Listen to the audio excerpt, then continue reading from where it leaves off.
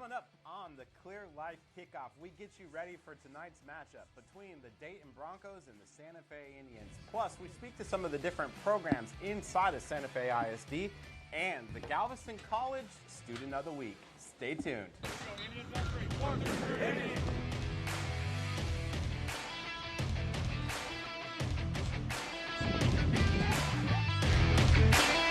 One, two, three, Football is a physical game. Things happen, and your number's gonna get called, and you gotta be ready to go. Watch on social media or clearlifemedia.com.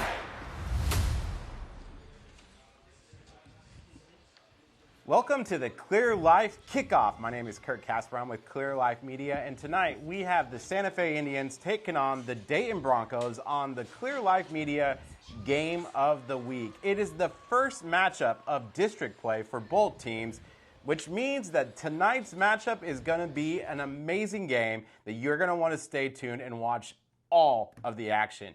Tonight, you can watch the action on the Clear Life Media Facebook page, on YouTube, and also our website, clearlifemedia.com. If you are watching right now, make sure that you go ahead and hit the share button, like this, leave a comment. Who are you thinking is going to win tonight's matchup? And also, if you're on our YouTube channel, make sure that you smash that bell so that way you can see all of our notifications every time that we go live. I'm now joined by James Lacoma of the Galveston County Daily News to talk about tonight's matchup between Santa Fe and Dayton. And we're going to start with the Santa Fe Indians. They're 3-0, had an impressive win in Week 3. What do they need to do to focus on in order to walk away with a win tonight? I think they just need to realize that, and I think they do realize that they've been here before. Last year they had a 3-0 start after, struggling for so many years.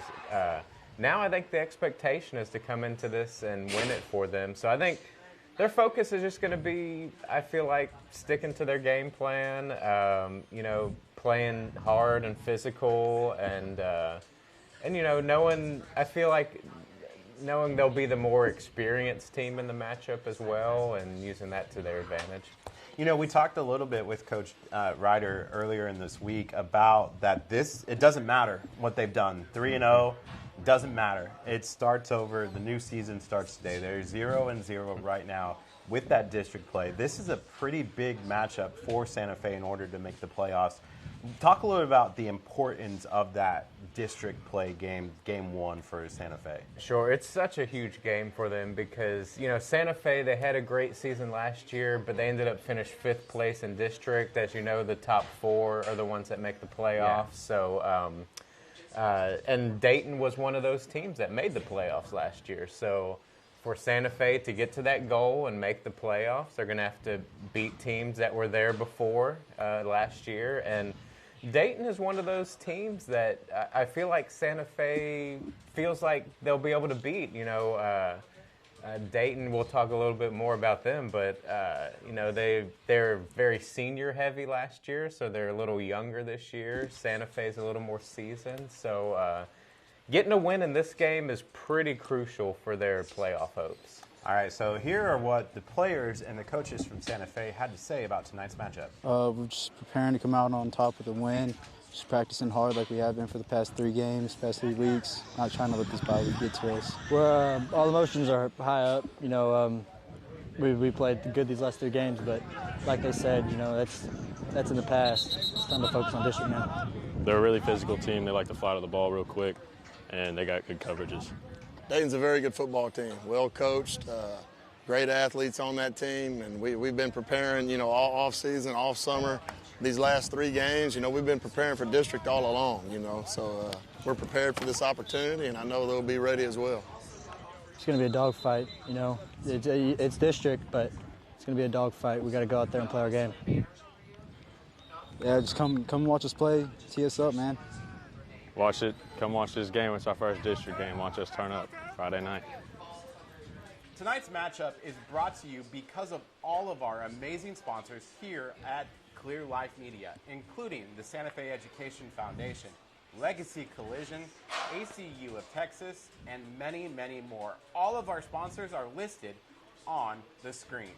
The art department at Santa Fe High School continues to thrive and grow. We were able to speak with some of the students in the ceramics program, and here is what they're learning and doing in the classroom. So this is a mix of the intro to ceramics as well as I have a few advanced ceramics kids in this class, and we learn hand building techniques, throwing techniques on the pottery wheel, and we build a lot of fun things throughout the year, like whistles, mugs, we do cakes and pie slices, pumpkins, lots of cool stuff, gnomes. You can make whatever you want, like it's just like you can be creative. You can anything you want to make, you can just make it. It's given me a more appreciation for art. Like I never thought that I would look at a bowl and be like, this is the best thing I've ever done. If you want to go to art school, you can gain that Yes, sir. aspect of it. Brandon? I'm just doing it for fun because I like it. We have a gala at the end of the year that we host is actually with the whole art department within the district, and we take our artwork from all of our students, we collect them, and we do a display, and we also do donations or fundraising that night, so the money comes back to our individual art department so we can keep on giving to the kids. Every year, the entire school district in Santa Fe comes together for a community musical. This year, it's Bye Bye Birdie. Here's more. In theater, we work with construction, building the obviously the production of it. We have behind the scenes of techies, which I myself am. It's just a lot. We have a lot of fun while we're doing it, but we produce shows for the enjoyment of Santa Fe. Obviously, just having the courage to try something new. In a lot of careers, that's the biggest thing is innovation, and you can't have innovation if you don't have courage. The other thing is obviously creativity, whether they're on the stage or if they're working behind the scenes, designing the sets, building the sets. We want them to have the ownership of putting their creativity out there and getting it on stage. It's a feeling of joy seeing other people's smiles when you make them laugh, or if it's a sad moment, you can see them how sad they can get. And then looking out at everyone, knowing that they're here to see you and everyone else. Coming in here and learning all of these new things, one, helps you with jobs. If you learn how to be on stage, your interview presence will be immaculate. And learning, let's say tech-wise, you can learn construction. It can help you in welding, just everything in that area. And with the techie-wise, let's say like me, I want to be in IT. If you want to be in IT, you can learn how to work with lights. You can learn how to program lights, program the soundboard, just everything. It'll help you in the future depending on what job progress you have. And even if it doesn't, it's something that it's just something that's really nice to have and learn.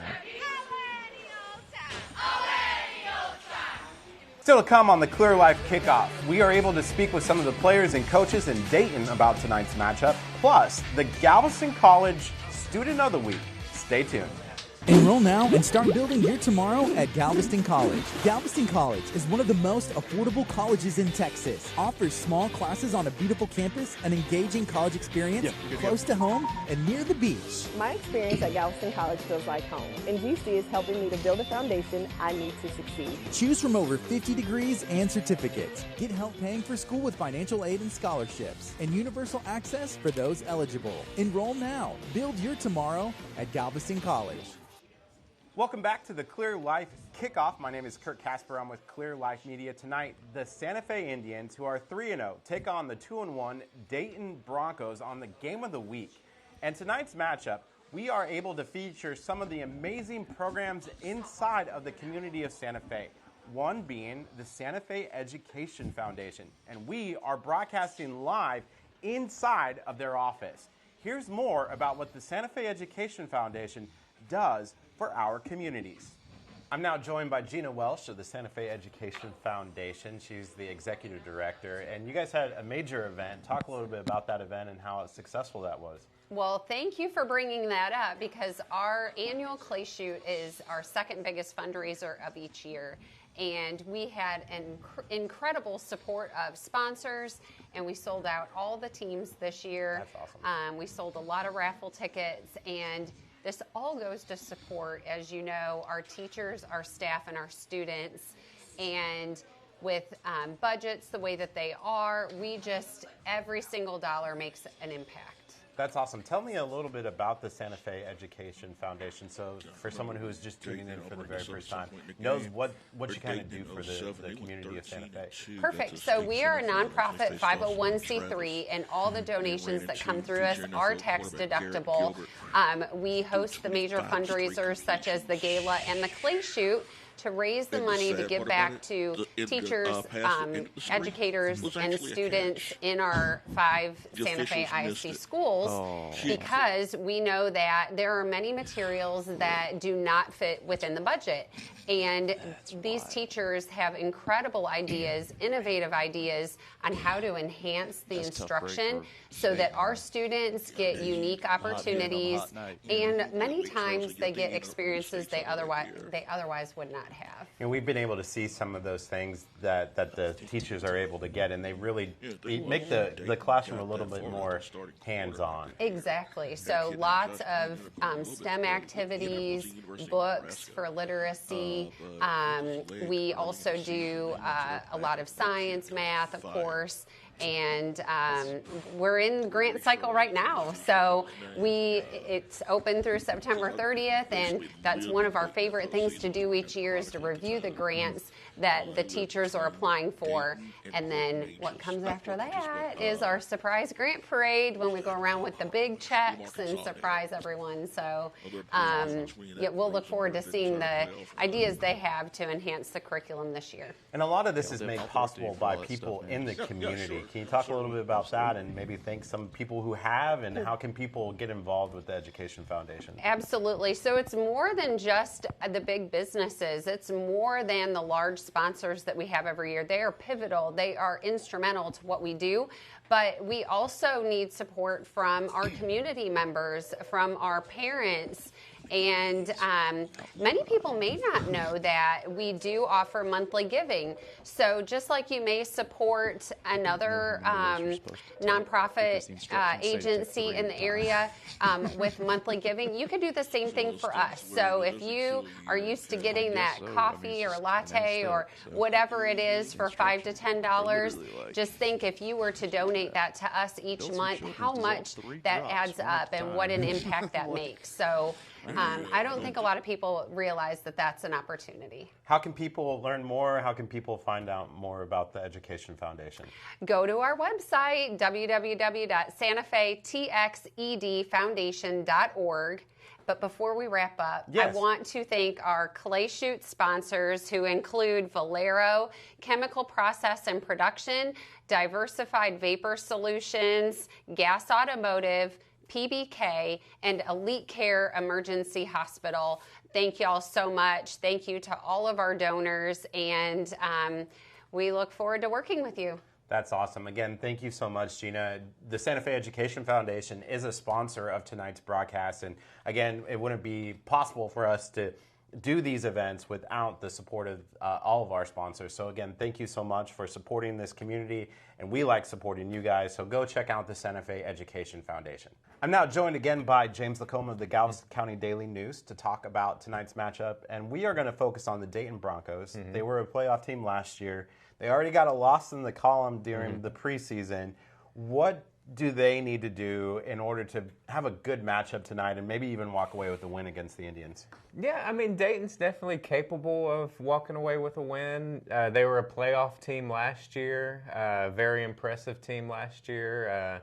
That said, they did have a lot of seniors last year, and they're coming in. This year they're a little younger, a little less experienced. So I think a win for them will just be having a good showing and being better than they were last week. Yeah. Or, I guess last week was the bye, the week before last week. But,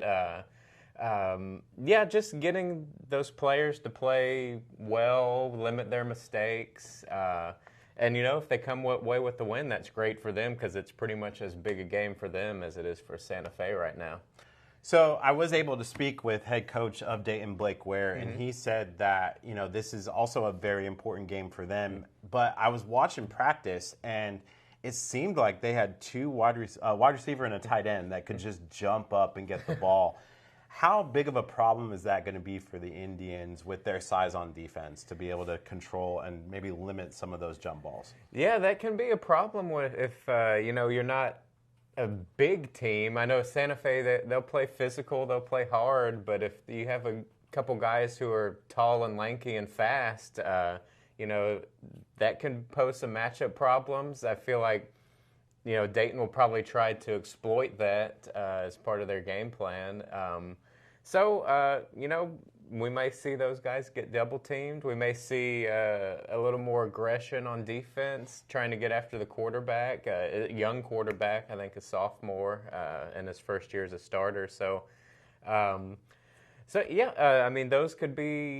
could be a key thing to watch in the game for sure. And we'll find out. But we were also able to speak with some of those players and coaches in Dayton, and here's what they had to say about tonight's matchup. I would like to thank all of our amazing sponsors that helped make tonight's broadcast possible, including Legacy Collision, ACU of Texas, Ryan Massa, Muscle Cars of Texas, and Gartner Coatings. All of our sponsors are listed on the screen. Still to come on the Clear Life Kickoff, we have the final predictions and we get you ready for tonight's kickoff between the Santa Fe Indians and the Dayton Broncos. Plus, it's the Student of the Week sponsored by Galveston College. Stay tuned. At Gartner Coatings, we set the standards. At Gartner Coatings, we set the standard. I set the standards. At Gartner Coatings, we set the standards. Yo establezco los estándares. At Gartner Coatings, we set the standard. I set the standard. At Gartner Coatings, we set the standard. I set the standards. Yo establezco los estándares. At Gartner Coatings, we set the standards. At Gartner Coatings, we set the standards. And welcome to Gartner Coatings.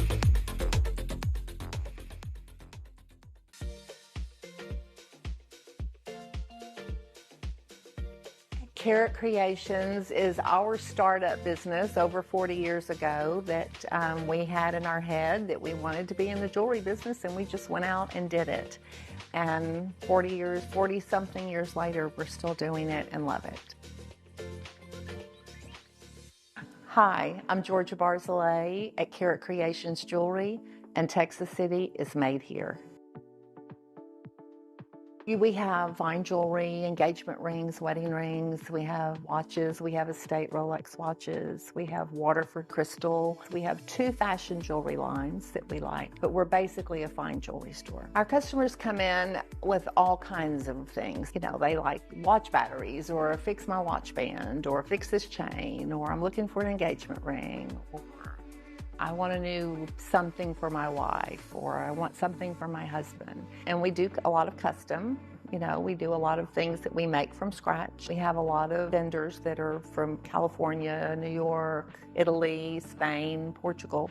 It comes from everywhere, Israel. It's always a fun business because people are happy when they're buying jewelry, so they're always happy to be here. I'm happy to be part of the redevelopment of 6th Street coming around again. When we started in business, there were 5 jewelry stores on 6th Street. We're very lucky to live in Texas City and work and play in Texas City. It's still by far the easiest place to run a business here. If anyone is looking to open a business, you really should consider Texas City. We have such a great business environment here. We have city people that will work with you and go through the process. Our city is just very warm and welcoming and wanting to help people, and I think it's a great place to open a business. I'm now joined again by James Lacombe of the Galveston County Daily News to talk about tonight's matchup. It's the segment that you always dread, I feel, but we have to come to a prediction on tonight's matchup. What do you expect? And give us a score. Okay. I think I'm only 2-1 so far. I got the Texas City game wrong. The other 2 I did okay, but the score was a little off. Anyway, I feel like the big advantage for Santa Fe will be their experience, having been in this situation before with a lot of those players, and a lot of those players having more of a drive to get this win, knowing it's such an important win towards their ultimate goal of making the playoffs. As much as talent as Dayton may have, a lot of these players haven't been in this type of game before. So I feel like Santa Fe is going to be the team that comes out on top.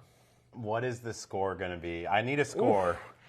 This one's going to be tough. Yeah, it's going to be tough. I feel like it could be a defensive game, but if you look at a lot of the results this season, Santa Fe's had a lot of good offensive production. Yeah, they've been scoring some points. So I think we could see a fairly high-scoring game. I'll say Santa Fe wins it 35-21. And that's your prediction.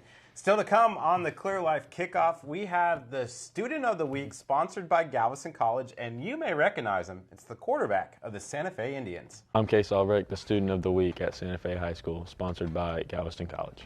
I'm involved in the construction classes, and we like to go over things and try to build as much stuff as we can throughout the year. And I'm also the quarterback of the football team, and I usually stay pretty busy with that. The football team is just always something I want to be a part of ever since I was little. I always looked up to those guys, so it feels good to be there now. And then construction, my grandpa, he owns a construction company, so I've always been into that stuff, and it's just kind of came easy to me. It just feels good to be able to go out and rep those colors for your whole city, because everybody wants to see that, and everybody wants to see us succeed. I want to give a thanks to my parents for giving me the opportunity to do what I do.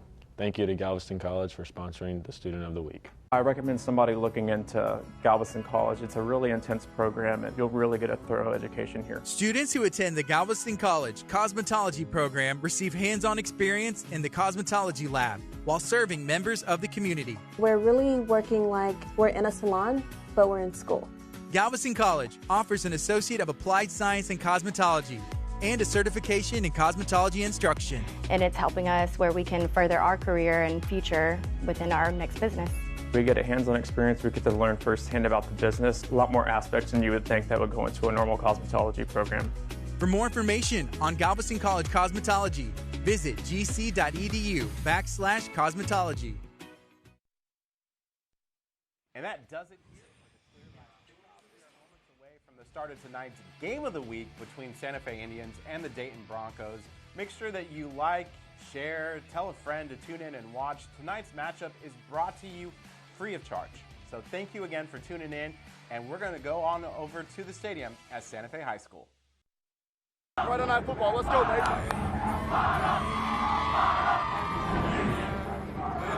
Let's go, we finna get on tonight. Let's go. But who's gonna push through when they're tired?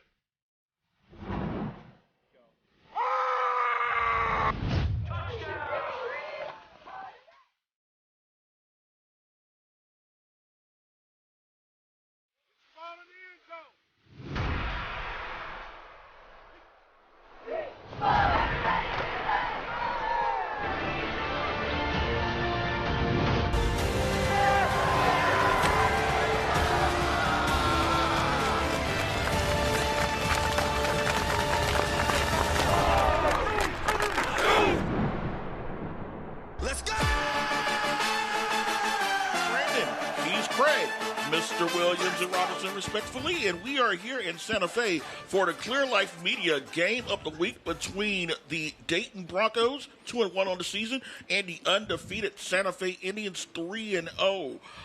We will want to go ahead and take care of the national anthem right now. We'll go ahead and get that out of the way, and then, if possible, we can come back and we'll take a look at the ball game. Clear Life Media Game of the Week. We'll be right back.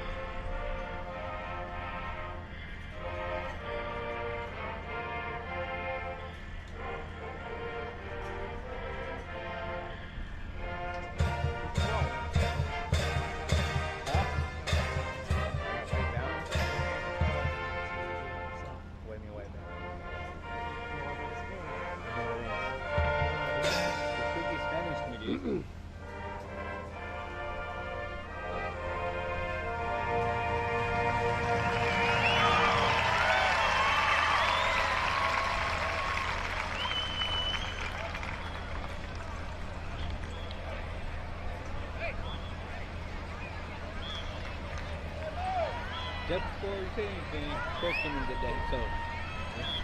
Yeah, but now he just told me that he was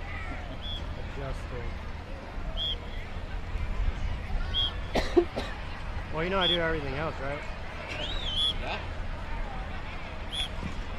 All right, fans, in the center of the field now, we will have the coin toss. Tonight's representative from Dayton, number 2, Ashanti Allen, number 4, Caleb Ramirez, number 6, Braden White, and number 9, Jakari Cooper.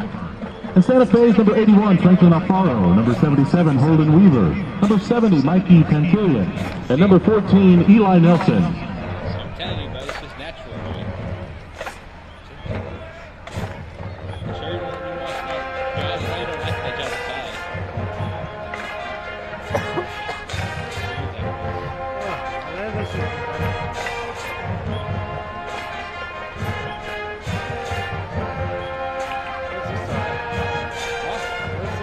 That's something where whenever it's going online.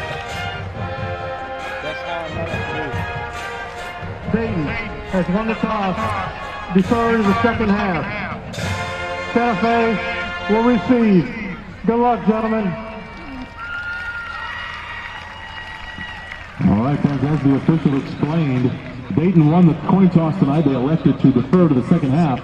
They will kick off to Santa Fe to begin the football game.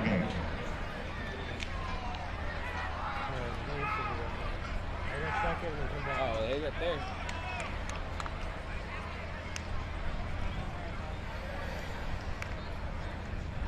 You sure we can switch? We can switch jobs. Come on.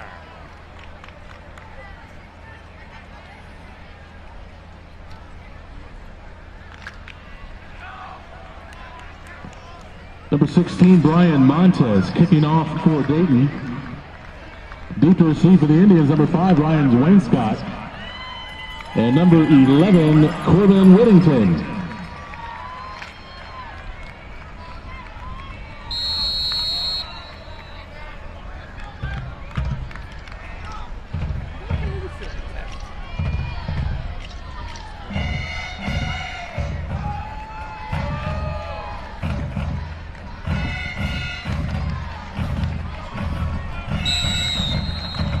Montez kickoff is through the end zone for a touchback.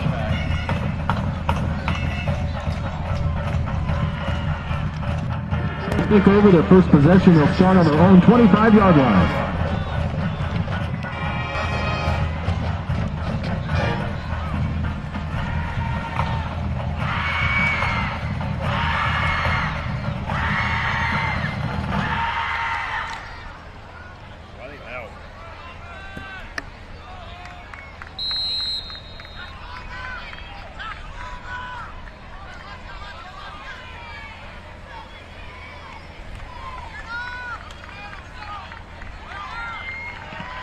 Number 7, Floyd, is the ball carrier, picks up a yard. He's tackled by the Broncos, number 24, Rakeen Akmal.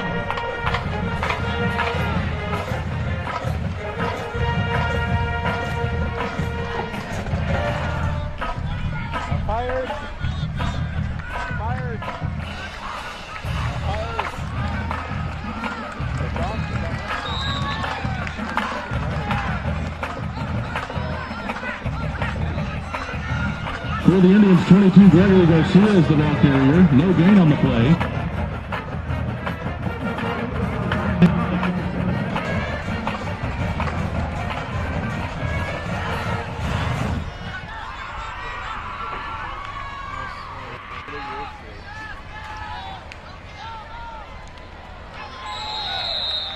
The pass is ruled incomplete. Intended receiver, number 13, Wyatt Moore.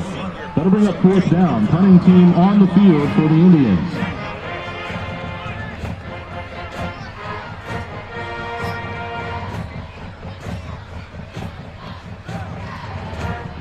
Into punt, number 46, Randolph Hardy.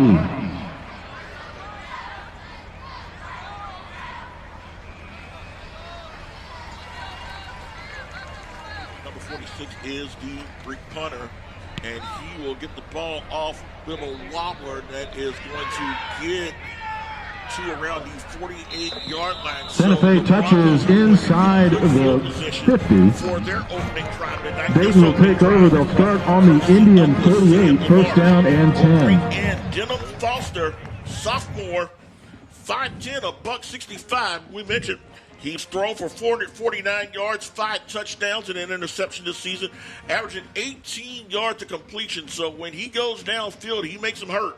Absolutely. Dangerous with his arm, dangerous with his legs as well. You described it before the game as a two-headed monster. Let's see what side of the beast they get here. 1st and 10. They'll go to shotgun set, 3 wide receivers to the far side.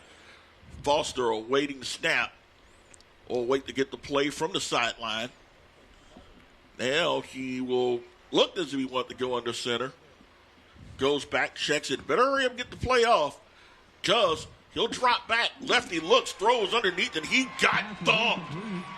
Number 81, Franklin Alfaro, the senior. I tell you, when this kid comes and hits you, you will feel it. No doubt about it. That was all that Santa Fe defense. It was disguised very well. Only 2 men down, almost not necessarily a nickel set, maybe a dime set, but he could not figure out the pass rush. He thought he had it figured out and got thumped from behind on that play. Going to make it 2nd and 10 here. 6 foot, 210-pound defender is Alfaro, so 2nd and 10. Foster will go to handoff, gives it to the back, and he is going to be stopped. Robert Kiesling is going to lose yardage. He led the team with 287 yards coming into tonight. He's going to lose about a yard or two on that as the Indians coming up with a stop on 2nd down. It will be a 3rd and long coming up. Make it 3rd down and 13 at the 49-yard line of Dayton.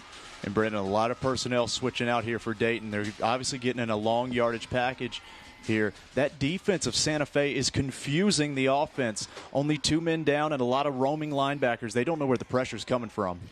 And a lot of motion, and you'll see Bro, keep an eye on him, and there are flags.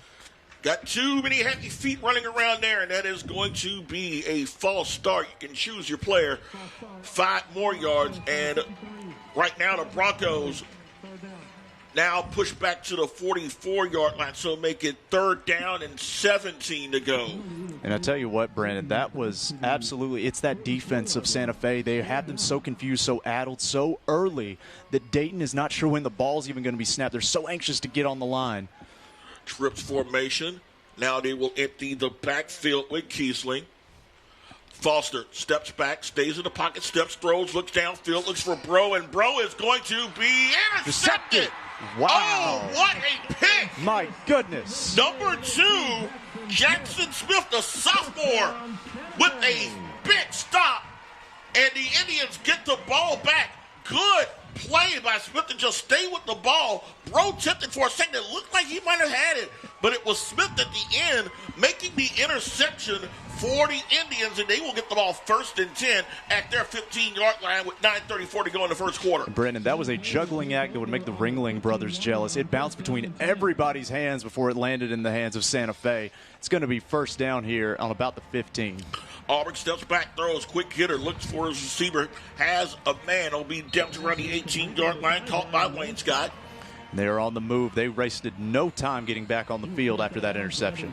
So a gain of about 4, make it 2nd down and 6 at the 19-yard line. And that quick screen right there after running the ball repeatedly on the previous drive, trying to mix things up on offense. Let's go to I formation, man in motion. Hand up B2 Floyd. Floyd's got room. Floyd's got a 1st down. Floyd to the 30, 40, 45 midfield, 45, 40, 35, 30, 25, 20. Down to around the 19-yard line and tack on a few more as he was horse-collared because that was the only way that touchdown was saved. Yeah, that's what you call a smart penalty, unfortunately, because that's the only way they were catching him. He got the seam, he hit the hole, he got open, kept running, kept churning. And unfortunately, the horse collar there, unfortunate for Dayton, but it saves the touchdown. That's bend but don't break defense there. Awesome play so far by Santa Fe. A gain of 60 on the rush for Floyd. Tack on the personal foul yardage, and the Indians are going to have a 1st and goal at the 8-yard line of Dayton with 8:52 to go in the first quarter. You know what, I'm just going to say it. That run was brought to you by Muscle Cars of Texas, because that was a muscle car of a run there by Santa Fe. Man in motion. They'll go with the reverse. And he's got a touchdown. Santa Fe strikes first. Brilliant play call. Of Wayne Scott, number 5. He reaches the end zone. So with 8:42 to go in the first quarter, the home team strikes first. 6-0 with a little bit of trickeration by the Indians. You know, Brandon, it's set up by the previous run. You have the running back create a huge opening. All the defenders get their eyes on that running back, and then all of a sudden you reverse it back the other way. It's old school football. It's old high school backyard football. You get the man open. Touchdown Santa Fe, early score here for the Indians. Snap, hold, kick is up, and the kick is going to be good, courtesy of Micah Eames. And it is now 7-0, 8:42 to go first quarter. The Clear Life Media Game of the Week. We'll be right back.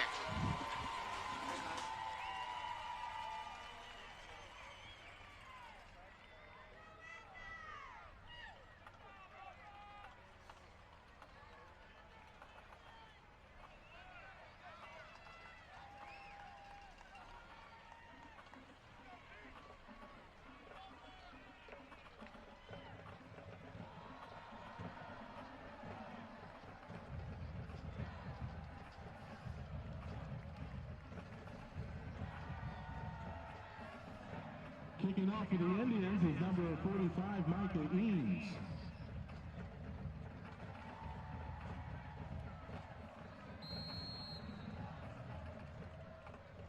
Number 3, Jesse Price is deep for the Broncos.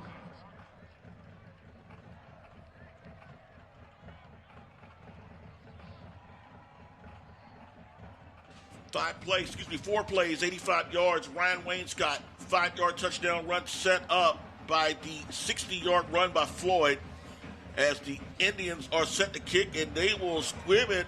Bounces and dangerously close to losing the football was Dayton, but fortunately, number 4, Caleb Ramirez, there to recover the ball. Absolutely. And Santa Fe, ever since that first drive where they kind of had their run stuff, they have come out hot on defense. They've come out hot on offense, and even on special teams there with the little squib, little pooch kick, if you will, trying to beat the man to the football. And they almost did. But it's going to be Dayton ball on about the 38-yard line. So the Broncos will look to try to shake off the interception that led to the touchdown. Just the second interception thrown all season by Foster. Look to try to shake that off. And they got to do something about that Santa Fe defense. And it is Foster calling his own number, and Foster's not going to get far. Stops on that play. Number 1, Darius Herbert, there on the stop. Helped them to a gain of about 1, if that. You know, anytime you can make an open field tackle, it is an impressive play as a defender. It's so easy to get shook off, especially when there's so many rules. You can't grab the face mask. You can't hit him too low. Can't hit him too high. But he manages to do it just right, just perfect. That is a sweet tackle brought to you by sweetFrogs. Empty backfield for Foster. Steps up. Has pressure. Looks like he will run. Tries to, but he will get to the original line of scrimmage as the 38-yard line. So again, Dayton facing a 3rd and long. They get a 3rd down and 9 coming up. And I was confused for a second. It took the line judges a second to get it from 2nd to 3rd, but we are all on the same page now. 3rd down and about 9. As this Santa Fe defense has come out swinging here at home. Foster drops back, rolls near far side, steps up, throws deep downfield, and that ball is going to be caught. Big reception there by number 6, Braden White. And as we mentioned, when Dayton chooses to go up top, they go up top. And it's a huge gain for the Broncos that will put them inside Santa Fe territory. Spot the ball at the 22-yard line. No doubt. The biggest play of the night for Dayton. He was rolling right, had a clean pocket, decided to just put it up there with that strong, strong arm, and accurate too. Great pass here for Dayton early on. 40-yard gain on that play as Foster cuts back, has room, breaks a couple of tackles, turns the corner. Foster to the 10, Foster to the 5, and Foster is going to find the end zone. 22-yard touchdown run by Denham Foster, his third of the season. Makes it 7-6 with 7:38 to go in the first quarter. And we mentioned there are going to be points scored in this contest, and right now we are not being disappointed. Absolutely. It was the big pass on the previous play. It sets that defense back, makes them take a step, makes them wonder if the pass is coming again. That sets up the quarterback draw. Lets Foster weave his way through those defenders who are already a step off because of the previous pass. Great play there by Dayton. Brian Montez set to kick the extra point that would tie it up at 7. Snap, hold, kick is up, and it is good. So new score with 7 minutes, 38 seconds to go in the first quarter. We are tied now, Dayton 7, Santa Fe 7 on the Clear Life Media Game of the Week.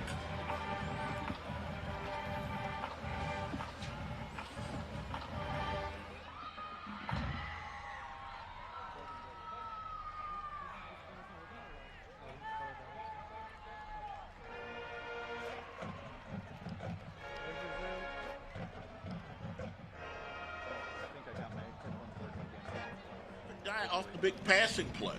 Absolutely, but as we saw that pass play, the beautiful thing about football, and the thing I always love, and you'll hear me say it every week if you tune in here to Clear Life Media, is the pass sets up the run that sets up the pass. And that's what we saw there. It's that pass play over the head. The defenders take a step back so that you can run a little bit faster.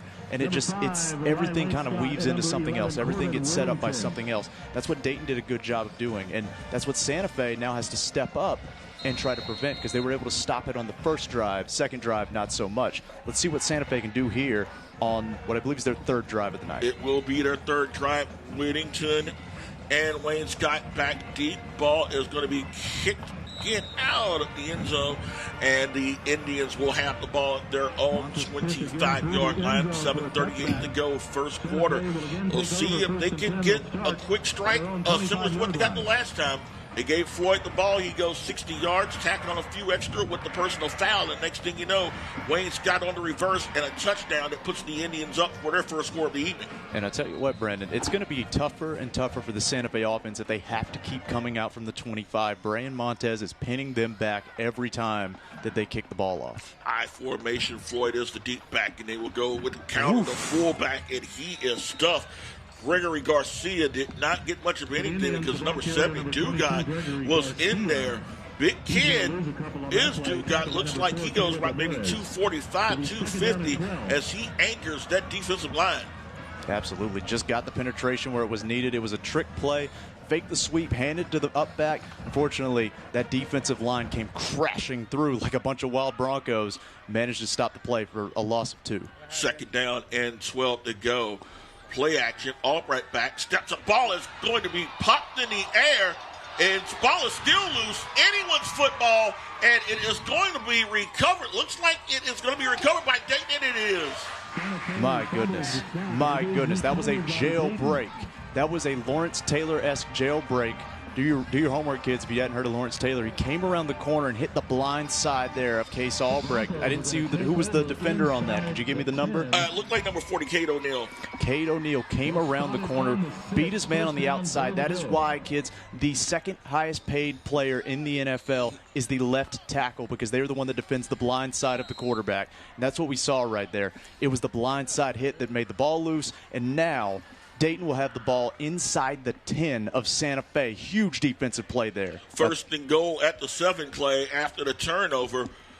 Split backfield for the Indians. Looks like they're going to more of a power I set. Handoff is going to be to number 25, and that's going to be Merkle Judge. He's their third leading rusher, and he got stuffed. Yeah, no doubt. And that's an interesting play call, because like we said on the previous play, the run they had success with was set up by the pass, and the run was done by the quarterback. So you go to an odd power eye, that's old T-bone, not even a T-bone, it's like a wishbone eye. No success on that one. Santa Fe managed to get the stop. Let's see what they do here as they go back to the same formation again on second down. Officially a loss of 1 on first down. Back to throw, steps up, has a man wide open, end zone, touchdown. Play action, found his back. The fullback, number 42, Jeremiah Stevens, with the reception. and a score, 6th touchdown pass of the season for Foster. And just like that, with 6:11 to go here in the first quarter, the Broncos take the lead at 13-7.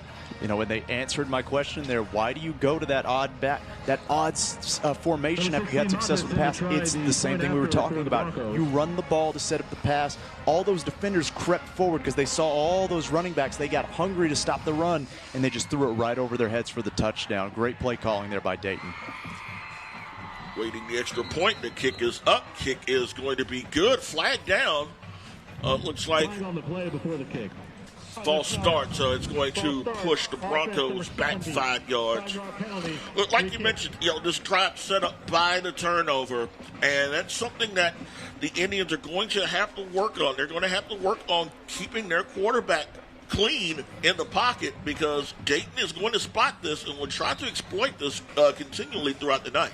Yeah, absolutely. Maybe put your fullback over to that left side, try to defend his blind side, as we see a second attempt here on the extra point. Montez will kick it, and it is going to be good. So with 6:11 to go here in the first quarter, it is now Dayton with the lead. They take it now 14-7. Clear Life Media Game of the Week. We'll be right back.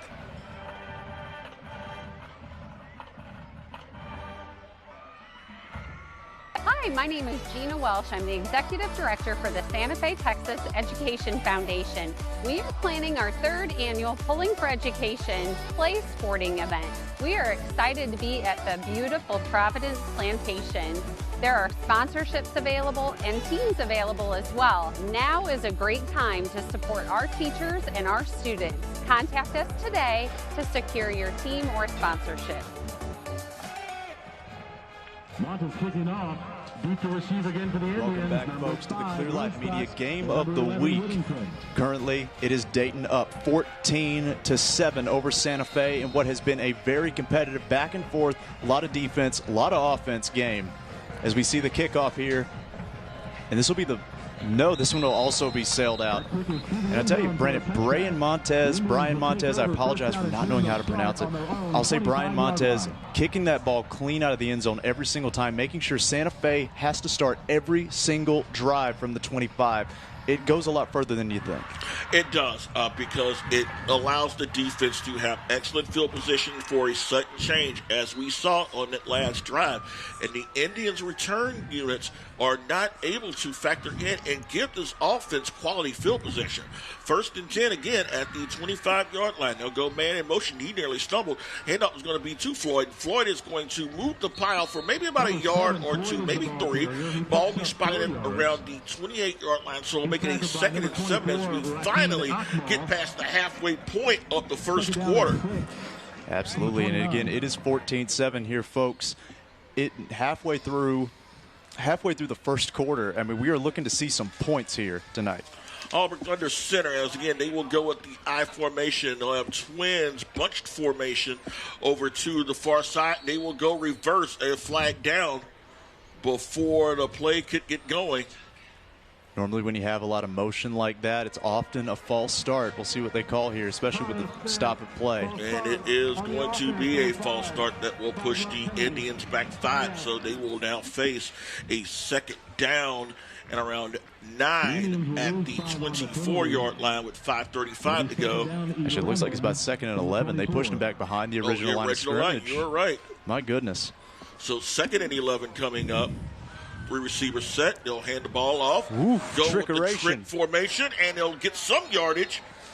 Number 11, Corbin Whittington. Figure if I can't return it, I'll get a couple of snaps as a running back, and he does get some yardage to around the 29-yard line. So it'll be a 3rd down and 7 situation coming up for Santa Fe with 5 minutes to go here in the first quarter. Albright under center. Hands off, all off, actually play action. Steps up, looking, throws, shoots downfield, and then is going to be incomplete. Fingertips, just at the fingertips of his receiver. That's number Whittington. 11, Corbin Whittington. Excellent effort by Whittington, but again, a 3 and out by the Dayton defense. And again, it is going to put the Broncos in potentially good field position as we await the punt from number 46, Randolph Hardy. And Brandon, you got to think about that false start penalty, because look where Santa Fe would be. They would have had a 3rd and about 1 if it weren't for that false start penalty. Punt is going to be bounced past midfield, past the 45.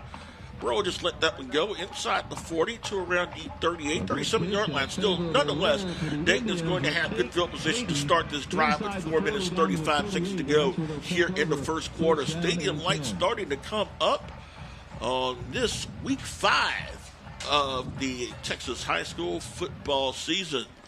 I tell you, we've got a beautiful night here in Santa Fe. I know it's always hot, it's always muggy down here in Texas, but we've got an orange blue sky, beautiful sunset here in Santa Fe. It's always beautiful. We're always treated well here in Santa Fe, and that's why we want to thank Santa Fe Education Foundation for taking care of us. We want to thank all of our sponsors out there for taking care of us and taking care of the good folks at home. 1st and 10 for the Broncos at the 37-yard line. It will be Kiesling, and it will be a gain of about maybe 2 on that play. Kiesling to around the 38, maybe the 39-yard line, and that's where they will spot him at. So he will gain about 2, so make it a 2nd and 8 with 4:18 to go here in the first quarter. And Brandon, the Santa Fe defense has had great success on 1st down, a little bit on 2nd down, but it's the over-aggression that we've seen here on the later plays. Let's see what happens here if they can make a stop. Foster, quick strike up in the air. The ball is going to be caught by Bro. And we said that Bro is going to be a key to this game, and Zach Bro does.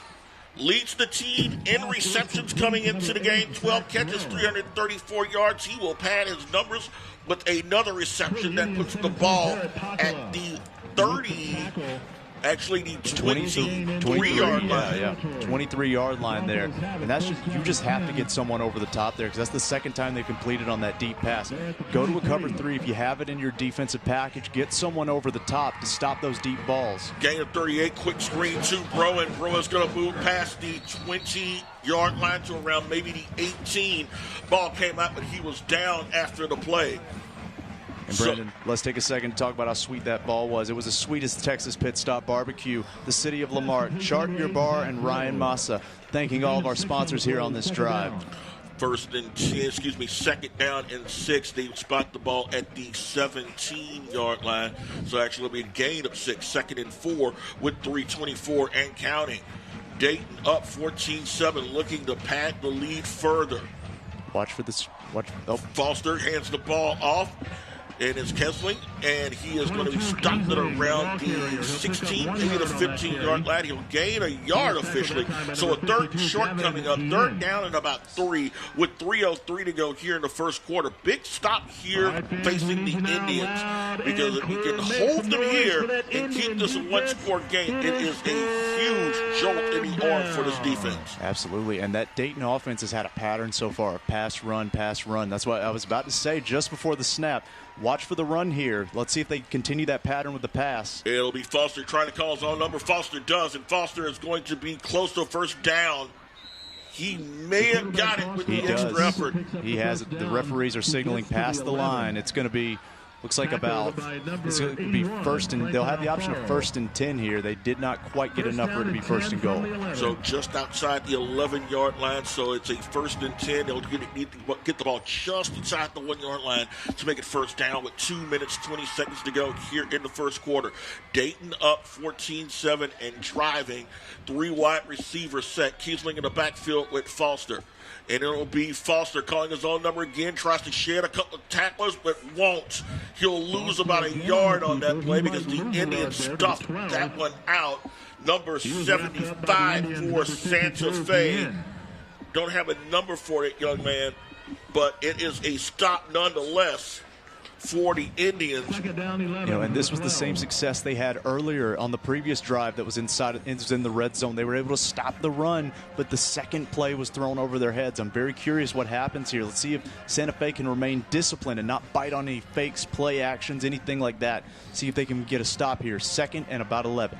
2nd down, Foster will go in the shotgun. He is the sole man in the backfield. Foster calls his own number, cuts back inside the 10, breaks a tackle inside the 5 to around maybe the 4-yard line. So he'll get 8 yards on that play. It'll make it a third down and about 3 yards to go as we approach the 1-minute mark. Third down and 3 at the 4-yard line for Dayton. Don't see much of a personnel change right now. Actually, we do see one. Out goes number 3, Jesse Prince. In comes number 34, Andrew Solis. So they will bring the H back in to add a little muscle to this play. Absolutely. The big man comes in, and Brandon, they do not have to score here. They can get a first down and a whole fresh set of downs here to finish off the first quarter. Needs to hurry up and get the snap off, and he does not. A delay of game, and that is a huge mistake. Oh, he did. Looks like he did get the timeout. And they will give it to them. First time out for the Broncos. 36 seconds to go, first quarter. Clear Life Media Game of the Week will be right back.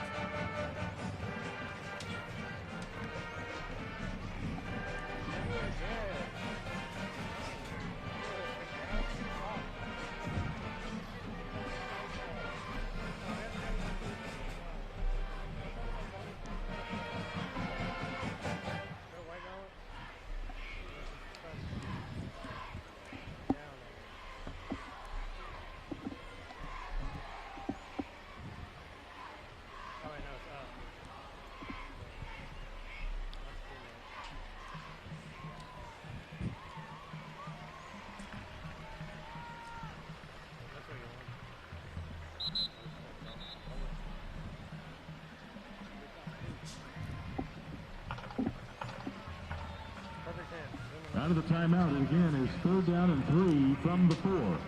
So we are facing a third down and goal after the timeout. Ball spotted at the Santa Fe 4-yard line. And Brandon, they are in a 3-4 set here. Santa Fe is in a 3-4 set. They have 3 linemen down for the first time, I believe, tonight.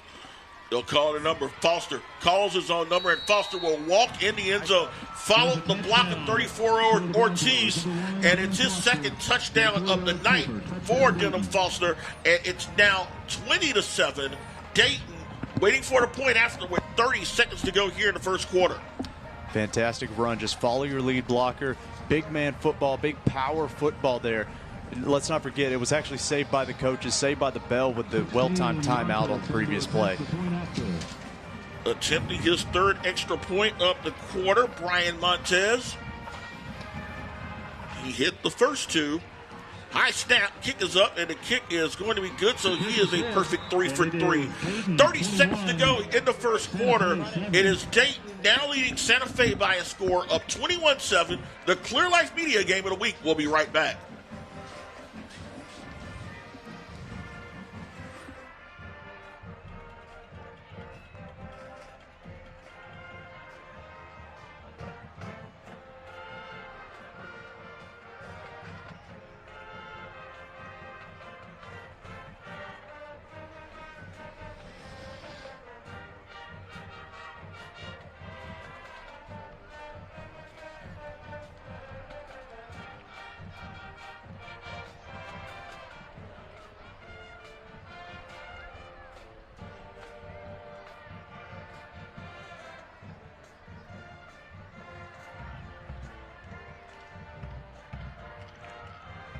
Montes to kick off from the 40.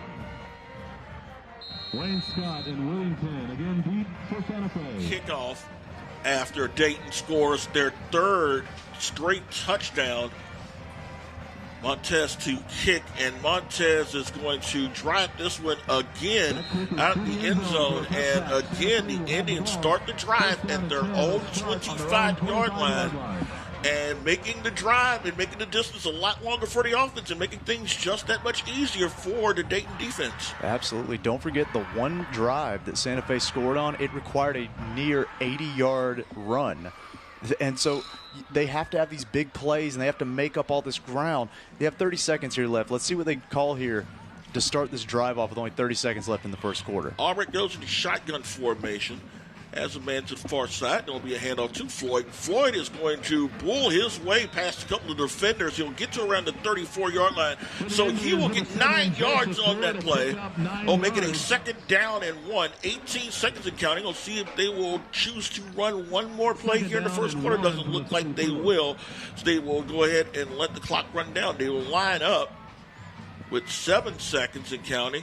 See if they will. And they actually will go with it. And a handoff is going to be to Floyd. And Floyd is going to be stopped. He might have got just enough for the first down on the very last play of the first quarter. Indians came out red hot, but Dayton cooled their jets off a bit with 21 unanswered. Through 1 quarter of play here in Santa Fe, it is Dayton 21, Santa Fe 7 on the Clear Life Media Game of the Week. We will be right back. Dayton 21, your Indians 7.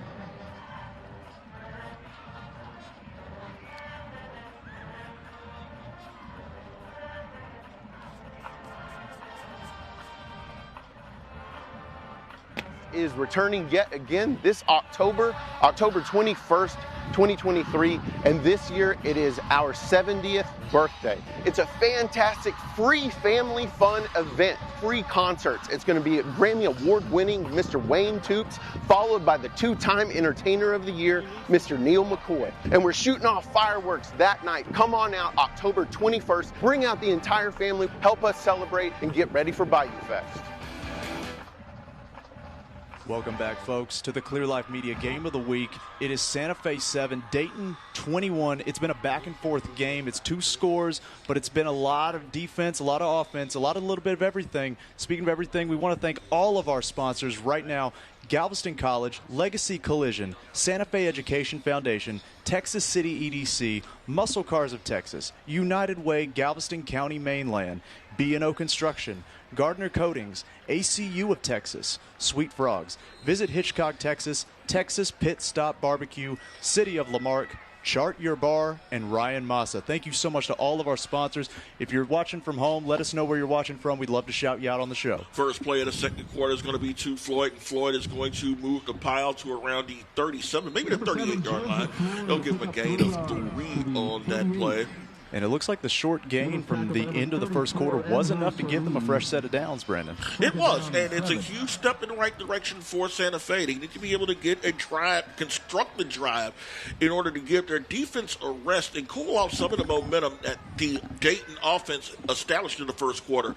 Handoff is going to be this time to the big back, and the fullback is going to get to around midfield to around the 49-yard line. 1st and 10, move those chains if you will, as number 32, Justin Masick, powers forward to the 49-yard line.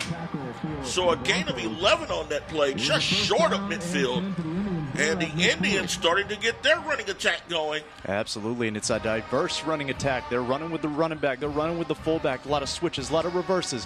When they get it rolling, it's a fun thing to watch. Handoff to Floyd. Floyd shakes off one tackle, sure, and he almost got past another one. Stopped at around the 44-yard line. That tackle made there by number 4, and that's going to be Caleb Ramirez. Yes, sir.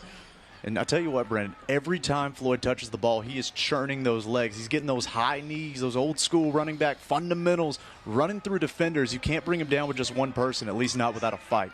They'll call it the 46.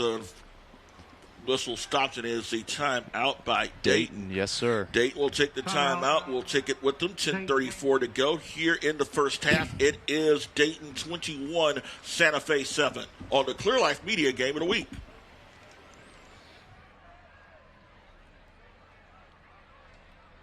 Hi, I'm Anna with Legacy Collision. We are a female-owned collision repair facility. Treat everybody like family. We can fix almost anything, and today we are going to fix his bumper up right. 7887 FM 2004, Hitchcock, Texas, just south of the blimp base. Come on down and see us anytime. If you have any questions, give us a call, 409-440-8900, and let's get to fixing this bumper. Welcome back, folks, to the Clear Life Media Game of the Week. Once again, it is Santa Fe rolling. They have a 2nd and 6. on this drive, and they've managed to get a little bit of the run game going. They have not had a ton of success passing the ball tonight, but this run game has been fun to watch when it gets rolling, and so far that's what we have on this drive. It has been all ground on this drive. It started at the 25-yard line. Auburn shotgun will hand the ball off to Floyd, and Floyd is going to go past the 45, stopped it around the 44-yard line. Tackle made by number 25, Merkel Judge. Judge playing both ways as a lot of these kids are. Judge came in 21 tackles, one of the team leaders on the Dayton defense. So it's third down coming up here, Clay. We'll see if the Indians will try to continue the ground attack. Will we see some passing here? Yeah, absolutely. The pass game has almost been non-existent for Santa Fe, so I'm curious what they try to do here. We hand off to Floyd, and Floyd is trying to move the pile a bit. He's going to be about a yard or two short of the first down, and they will spot the ball around the 42-yard line. Yeah, and the Santa Fe punting game has been a little wishy-washy. Sometimes it bounces their way, sometimes it bounces towards Dayton's way.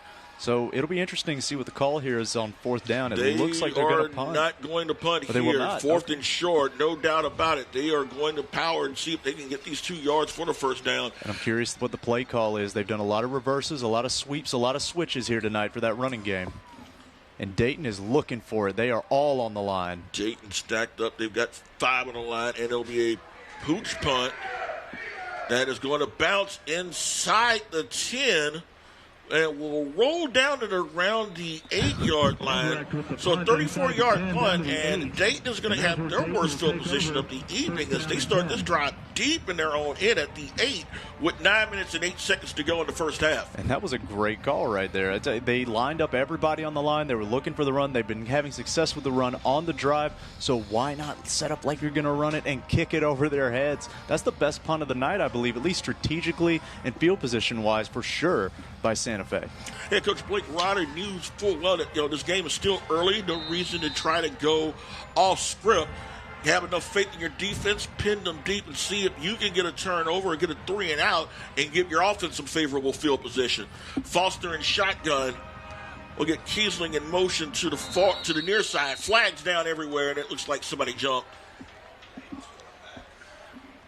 And I believe it was the motion. Yeah, the motion by that defensive line. They shifted everyone to the left, and it made those offensive linemen just a little bit weary. They were worried about who's going to get through the line. Good motion causes motion there by the defensive line of Santa Fe. They'll take that back to the 4-yard line, so it'll be first down and 14 from the 4. And Brandon, a big play by the defense here could absolutely turn this game around. As the Broncos, get no doubt about it, they are in the shadow of their own goalpost. Foster back, looks up, throws in the air, and that ball is incomplete. Was looking for Bro. Good coverage by the Indians. Number 17 for Santa Fe, and that is Jared Pacala, who is faced with the assignment of slowing down Bro. No doubt. And let's not forget the one turnover that Dayton has had all night long was a jumbling, bumbling pass that kind of fell into the arms of a defender. And that's kind of what they need to do. They need to take these athletic, big, tall receivers, put more than one man over there, and cause chaos in the passing game however you can. You have to disrupt what's pretty and make it dirty. That's what you have to do for Santa Fe. Empty backfield on 2nd and 14. Foster will call his own number. Foster breaks out. Foster 10, still going 15. Foster to the 20, and he will move the chains himself. Gain of 16 by the sophomore quarterback will give the Broncos new life, 1st and 10 at their 20-yard line with 8:48 to go in the first half. I tell you what, that's got to be deflating for Santa Fe. You had them backed up so far, and now they're outside of the 20. You had them in the shadow, as you said, the shadow of their own end zone, and with one play, Denham is able to make a big run and get him on the other side of the 20. Foster again by himself, looks up, throws in the air, and that ball is going to be intercepted. You mentioned it, and it pays off Jackson Smith with his 2nd interception of the night. And the Indians get what could be the momentum that they were looking for, Clay. Absolutely. You got to believe that after 3-4 consecutive deep passes down the sideline, Blake Ryder was saying, hey, safety, why don't you scoot over a little bit to that sideline, see if the ball will come to you. Sure enough, big turnover there defensively for Santa Fe. They get the ball back. They have life in this game. It is a 2-score game. They need to score here and capitalize on this momentum. Let's see what they do here on offense. 1st and 10 at the Dayton 45-yard line. By far their best drive, best opening field position of the night. As Albrecht will drop back, stays in the pocket, steps up, throws over the middle, has a man over the middle, to the 20, to the 10, to the 5. He is in now at the 1-yard line. Inches away from the score was Joseph Floyd. My goodness. We've been talking about the run game all night long, and the one time they set back with a clean pocket to throw the ball, it's to who?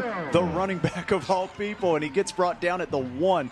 Now you've passed the ball. Go back to your run game. Go back to your bread and butter. Let's see. This 1st and goal will be brought to you by Legacy Collision, because I got to believe we're going to see some helmets smacking on this one. 1st and goal. Garcia in as an H-back. Handoff is going to be to Mancuso as his first carry of the night. As he is stopped at the line of scrimmage. No gain on that play. And Brendan, it went to Mancuso because Floyd's helmet came off on the big pass play, so he had to come out for one play. That's why he got the carry, first carry of the night. And I believe now Floyd is back in. He is back in. Garcia still the H-back. He'll bring the man in motion to the far side. Hand off to Floyd. Floyd's just going to walk in behind the big body for a score. Number 77 for Santa Fe. That's Holden Weaver.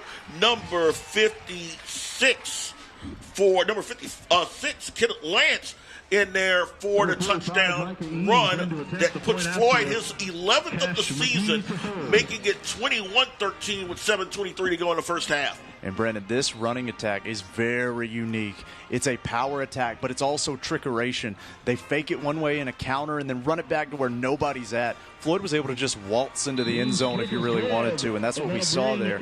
That was, again, that's brought to you by Texas Pit Stop BBQ. That touchdown is because that was sweet like Texas barbecue, folks. That's how you run an offense. That's how you run the ball. That's how you bring it within one score. Santa Fe 14, Dayton 21. We'll go ahead and take a commercial break. 7:23 to go, first half. Clear Lake Media Game of the Week. We'll be right back. This is Bob, and this is Dave. Bob has a barcode on his forehead to dramatize how big banks see their customers as just an account number. Dave doesn't. That's because Dave's a proud member of Associated Credit Union of Texas. Bob has to sit in Houston traffic for hours to get to his bank. Dave has access to thousands of free ATMs and an award-winning mobile banking app. Be like Dave and become a member at hcutx.org today. Don't be like Bob. So we come back after the three-play 45-yard drive set up on a 44-yard catch and run by Joseph Floyd, sets up his 1-yard run, his 11th touchdown of the season, making it 21-14 as the Indians are within a score of the Broncos. The previous kick was a pooch. Let's see what they do here. Bit of a further pooch picked up by one of the upbacks, and this is a potential foot race for number 25 for Dayton, and that is going to be Marque Judge. Yes, sir. Marque Judge, that is the sophomore catching that ball and making a little bit of a play there. You know, they call them special teams because they can do special things. So right there, the upback catches it and gets maybe the biggest return of the night for either team. On the first returns of the night we've seen on a kickoff, actually the first, as that ball is spotted at the 43-yard line of Santa Fe with 7:15 to go here in the first half. Good field position for the Broncos as they will try to erase the stain of the interception that set up the Santa Fe score. And they've got to be careful with the deep ball here. Watch for maybe a QB draw early to kind of keep that Santa Fe defense honest. He'll get the ball to Kiesling, and he is going to be stuck. It might seem as if there were a host of Indians in the backfield right as they broke the huddle. It more like it. Number 0, Justin Beard. Number 1, Darius Herbert amongst the players on the stop. Yeah, absolutely. Everybody gets credit for half a tackle on that one. There you go. No gain on that play. Actually, they're going to say a loss of a yard. So second down and 11 with 6:50 to go. Ball spotted at the 44-yard line of Santa Fe. And Brandon, they've now got the safety split in the back over here for Santa Fe. They're looking to maybe cheat over to those sidelines. Foster back, steps up, throws, shoots a shot downfield. That ball is going to be incomplete. The flag is going to be down. Was looking for receiver. Looked like that is number 4 for Dayton, and that is going to be Caleb Ramirez. Yeah, I said dirty up that passing game, but I did not mean like that. I didn't mean leave your laundry on the field, young man. My goodness, you cannot hold like that while the ball's in the air. That is just giving away yards to an already fairly hot offense. Actually, it's going to be number 3 is Jesse Price that was the receiver that was interfered with. So a 15-yard penalty is going to move the ball for Dayton. Spot the ball at the 29-yard line of Santa Fe with 6:31 to go here in the first half. So Dayton looking to pad on to their one-score lead, driving awful close to the red zone. You know, it's an interesting thing because they've managed to kind of stop that running game, but it's been the quarterback really that's hurt him through the air and on the feet, but he's also turned the ball over twice on those deep passes. It'll be Foster calling his own number. Foster weaving his way past defenders, gets a first down and more. Somebody lost the helmet as the ball is going to be spotted at around the inside the 20 to around the 16-yard line. So a gain of 13 on the play by Foster. Santa Fe defender was the one who lost his helmet, Dustin Haney. Yes, sir, and this Dayton offense is on the roll here. And a stoppage of play. Santa Fe will take the timeout. 6 minutes, 10 seconds to go here in the first half. It is Santa Fe up, trailing 21-14. And if you just joined us, give you a quick recap of scoring. Santa Fe scored first an 8-yard run by, excuse me. Take your time. Yeah, there you go. Deep breath, Brandon. You got this. It was Ryan Wainscott on an 8-yard run that gave them a 7-0 lead following the interception. Denham Foster, a 22-yard run, tied the score up, and then after a turnover by Santa Fe, Foster finds his big fullback, Jeremiah Stevens, on an 8-yard reception that made it 14-7.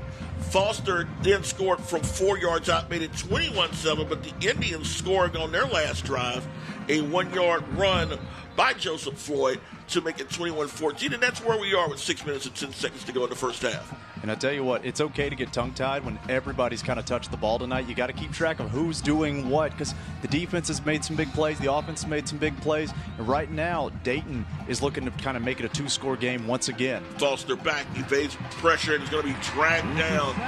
Tried to shake past one defender, but could not shake past number 33, Dustin Haney. Came back after losing his helmet on the previous play. Records the sack, and that will take them back to the 20-yard line. So a 3rd and long coming up. And for anyone wondering why he was able to come back in, it's because the Santa Fe defense took a timeout. That actually affords you that second to get your helmet back on, and the officials will let you back in the game even if you lose your helmet on the previous play. Actually, it'll be a 2nd and long coming up for Dayton. Ball spotted at the 20-yard line. Foster, shotgun, looks to call his own number, has room, turns the corner to the 15, to the 10, to the 5, he will score. So the 3rd time tonight, Denham Foster with the rushing touchdown. He has accounted for all 4 of Dayton's touchdowns to go along the touchdown pass. So now at 5:17 to go in the first half, it's now Dayton 27, Santa Fe 14. And Brandon, I'll tell you what, it has been the aggressiveness of the Santa Fe defense that is being taken advantage of by those quarterback draws. They all try to run to where he is. They run to where they think he's going to pass the ball from, and then he runs right past them. It's the deception on that play. That's what sets up these big quarterback runs, these big draws. That's what we're seeing over and over again, unfortunately for the Santa Fe defense, but fortunately if you're cheering for the Broncos. Set to kick is Montez. Waiting his 4th extra point of the night. The kick is up, and the kick is going to be good. So at 5 minutes and 17 seconds to go in the first half, it's a new score. It's now Dayton 28, Santa Fe 14, as the Clear Life Media Game of the Week will be right back.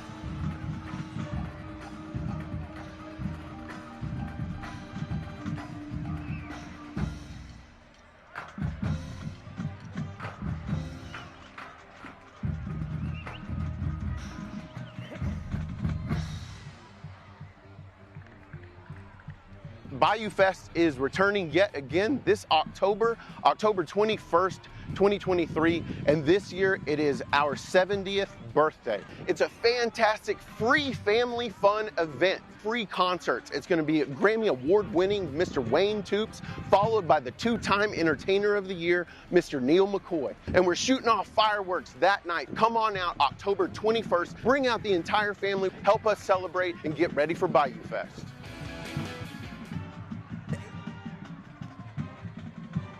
A 20-yard run makes it 28-14 Dayton with 5:17 to go in the first half. So we'll see now if Santa Fe can reply in kind. And don't expect a return here. Brian Montez. Actually, and as I say that, surprise, as that ball will go out of bounds. Still no returns yet for Santa Fe, but easily the shortest kick of the night. As Montez Lake, that kid's probably tired with the number of kicks he's made this evening. I tell you what, I was about to say, Brian Montez has been kicking it out of the back of the end zone every single kickoff for Dayton, and that's the first one we've kind of seen. He kind of pooched it, kind of flopped it, kind of squibbed it a little bit out of bounds. So it's going to be really good field position here tonight for Santa Fe. So the Indians are going to get pretty good field position here as they start the drive at the 30-yard line. So outside that second interception, this is the best field position they've started the drive with. Yeah, no doubt. And with a little over 5 minutes, the whole playbook is open to them. We know we've seen them run the ball successfully, but their biggest play of the night, I believe, actually, it's their second biggest play of the night, was that big pass play. So let's see what they do here. 1st and 10 at the 30-yard line. This drive brought to you by BNO Construction. Back to throw is Albright, and that ball is almost, it is intercepted. It is. Picked off by number 9 for Dayton, and that is going to be Jakari Cooper. And, Brandon, that was a timing route by Santa Fe. It was take 2 steps. The quarterback turns his head. He puts the ball in the air, and the receiver's supposed to be there. But Jakari Cooper, he did what we talked about Santa Fe doing on the other side. He roughed up the passing attack. He bumped him at the line. He has 5 yards where he can do whatever he wants to that receiver except hold him. And he bumped him, he pushed him, he shoved him, and when he turned his head, the football was in his hands. Great defensive effort there by Jakari Cooper, as now Dayton will take over at the 49-yard line in Santa Fe territory. 2 turnovers each by both teams now with 5:08 to go in the first half. And Dayton with the shot to perhaps put this game wide open with the 1st and 10. Foster calls his own number again, has room, 45-40, still going inside the 35. Ball popped loose. And was it Santa Fe's ball? It is. Wow. Fumble recovered by, well, goodness gracious, who else? Jackson Smith, Mr. Turnover Machine himself. 2 interceptions and a fumble recovery on the night.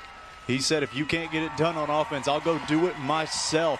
My goodness. And so far, we have seen the defensive line getting taken advantage of with the with the draw plays, but the secondary, they're not biting on anything. They've decided they're gonna hunker down, and they're still gonna keep playing football, even if it's a 2-score game. 1st and 10 for the Indians after that sudden change. 1st and 10 at the 34-yard line. Handoff's going to be to Floyd, and Floyd's going to power his way past the 35-yard line to around maybe the 36, maybe 37-yard line with 4:49 to go. This drive is going to be brought to you by HCU of Texas. Absolutely. Again, we thank all of our sponsors so much. If you would like to sponsor us here at Clear Life Media, let us know. Reach out and contact to us. Donations, sponsorships, shares. We appreciate all of it. As we see here, as it is 2nd and about 8. 2nd and 8. It'll swing to reverse to Wayne Scott. Wayne Scott turns the corner. Pass the 1st down and a little bit more, and he's going to be out of bounds at around the 47, make it the 48-yard line. Actually, that is Wyatt Moore, number 13. He had been running in motion throughout the first half. Finally got a chance to touch the ball. Makes the most of it and gets the ball to the 49-yard line. So a gain of 12 on that play. Makes it 1st and 10 for Santa Fe with 4:20 to go in the first half. Yeah, this diverse running attack, they're running guys all over the field. You never know who's going to get the ball. This time will be to Floyd. Floyd shakes off a couple of tackles. We'll get the ball past midfield to around the 49, maybe the 48-yard line. Duke got number 70 there on the stop.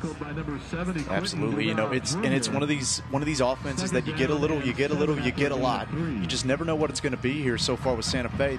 The only thing is consistent is that they are going to run the ball. I think we've seen maybe 2-3 passes here in the first half. Not many, as it'll be again Floyd. Floyd calling his own call and stopped around the line of scrimmage.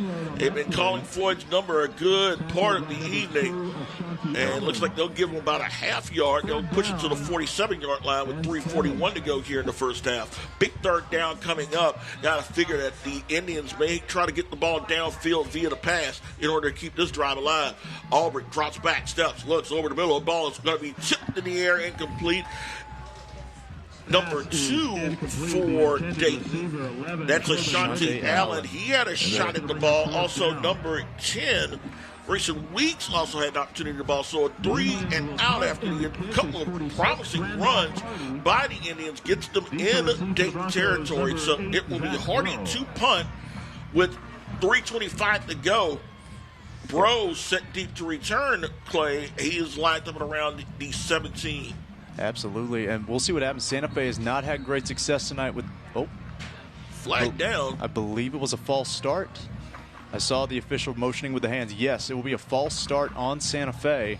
So we'll push them back further, push them back 5, puts them back into their own territory. And as I was saying, Santa Fe has not had great success tonight with punting the ball. The best punt was actually by Case Albrecht, the quarterback.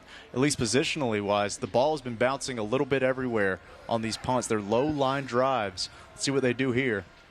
Hardy snap with the punt, kicks it high. Bro's going to call fair catch. Good punt. He lost the control of it. Was that Indian football? We'll have to wait and see. Maybe Bro was able to recover it. And he did. Yes, see, he was able to fall on it. My goodness, and there's a lot of Dayton fans that are breathing a sigh of relief, and Santa Fe fans that are punching some pillows at home. My goodness. Anything could have happened there. You got 3:14 to go first half. Indians definitely would have loved an opportunity to have caused a turnover and to get excellent field position there. Dayton trying not to turn the ball over for a fourth time tonight. And I'll tell you what it was on that one. It was the Santa Fe return team actually ran behind the defender. You have to stay in front of him. If that ball pops out, it's not going to go through his legs. It's going to roll forward. You have to be in front of him. But, you can't determine where the ball bounces. You can't, cry over spilled milk. You got to get out there and play defense here. Let's see what Dayton is going to do here with just 3 minutes, 14 seconds left in the half. First and 10 will be a quick screen over to Bro, and Bro is going to break a couple of tackles and is going to be stopped at around the 33-yard line. So a quick hitter will gain them about maybe 8, maybe about 4 on that play, So second down and 6 at the 33-yard line, 2 minutes, 52 seconds to go first half. Absolutely, and let's see if they can do something here. This is a drive sponsored by sweetFrog, so we'll see if they can do something sweet here to close out the half. Shotgun and Kiesling in the backfield with Foster. It will be Foster calling his own number again. Foster trying to turn the corner. Gets to the 35, breaks past the tackle, and will go out of bounds. Looks like they will spot him at around the 37, maybe the 38-yard line. So it will be enough for a Dayton first down. Yes, I was waiting for them to move the chains. I was waiting to see what was going on. They're moving them now. 2 minutes, 30 seconds to go in the first half. That first down brought to you by Galveston College. As the Broncos, they have feast or famine. They've scored 28 points, but they've also committed 3 turnovers here in the first half. Absolutely. It's been really the success and the failure story. Every drive has been something to cheer or to boo, depending on who you're pulling for. And that was going to be to number 22 for the Broncos. That's Kiesling.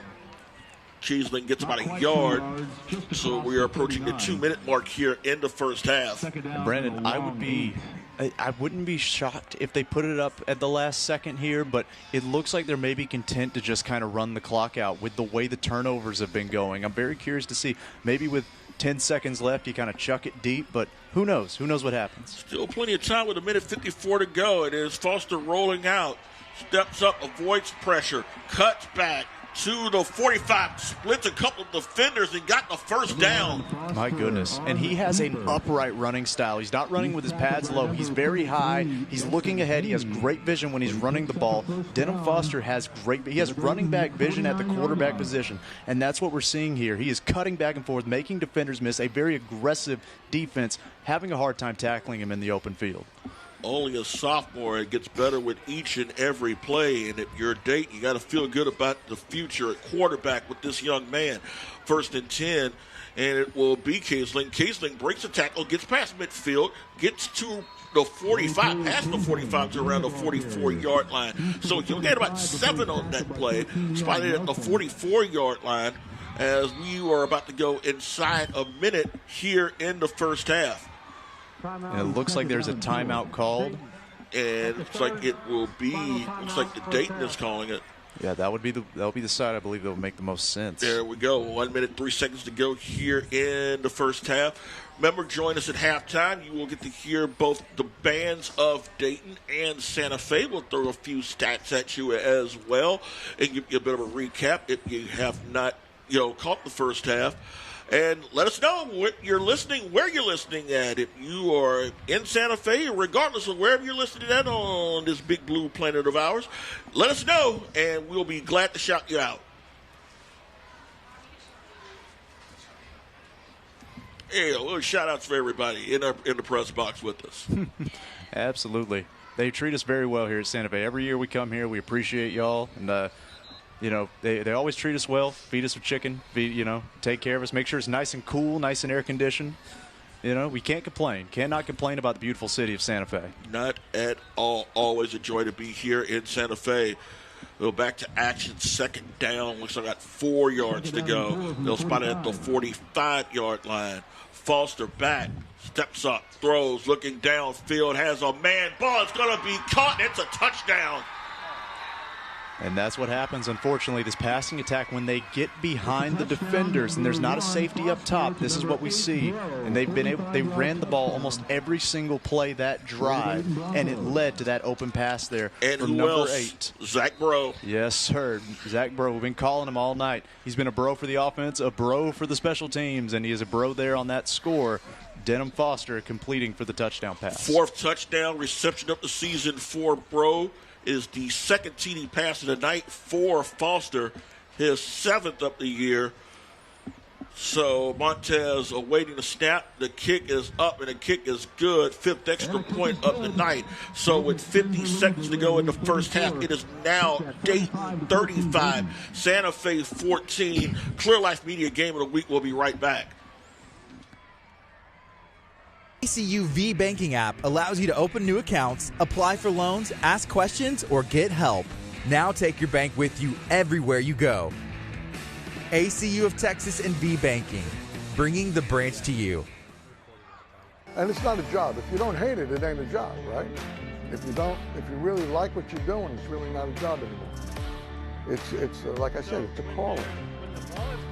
And I'm called to fix your car, so get them down here at Muscle Cars of Texas. Welcome back, folks, to the Clear Life Media Game of the Week. It is Dayton 35, Santa Fe 14 here at home. Unfortunately, it has been back and forth, but not back and forth quite enough as Dayton has managed to pull ahead by 2 scores. At one point, this was even a 1-score game early on, as Santa Fe has found a way to make some interesting plays, keep it close on defense with turnovers, but Dayton just busted it open there on the previous play with a huge pass. 45-yard touchdown pass to Zach Bro. All 5 touchdowns by Dayton have been accounted by the sophomore quarterback Foster.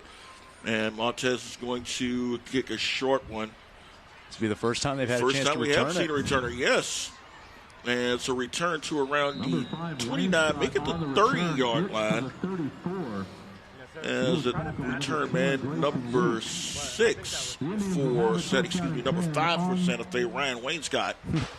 So with 41 seconds to go in the first half, see if the Indians will just be content to just let the clock run down, whether or not you'll see if they can get aggressive, perhaps force something in order to get themselves in position to take a shot at the end zone.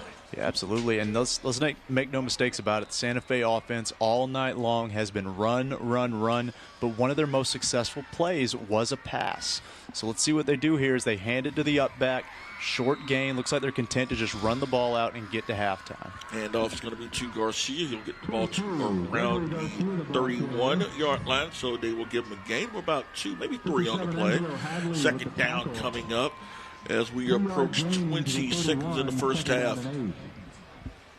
No intention as to whether or not they are going to run it. It looks like they will run another play. See what they do. They'll hand the ball off to Floyd. Floyd's going to move the pile past the 35 to around the 37, maybe the 38-yard line. It'll be a short for a first down by a couple of yards, and that is the end of the first half. Santa Fe forced 3 turnovers, had their moments, but it has been the Denham Foster show here in Santa Fe. Sophomore quarterback for Dayton has accounted for all 5 of the Broncos' touchdowns, and we will go to intermission with the score Dayton 35, Santa Fe 14 on the Clear Life Media Game of the Week.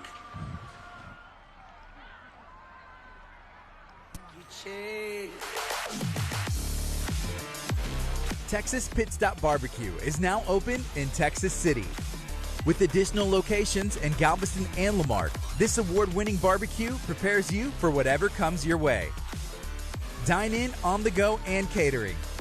Texas Pit Stop BBQ never takes shortcuts and always brings the heat. Work hard, train hard. I'm about to knock out this barbecue at Texas Pit Stop in Texas City.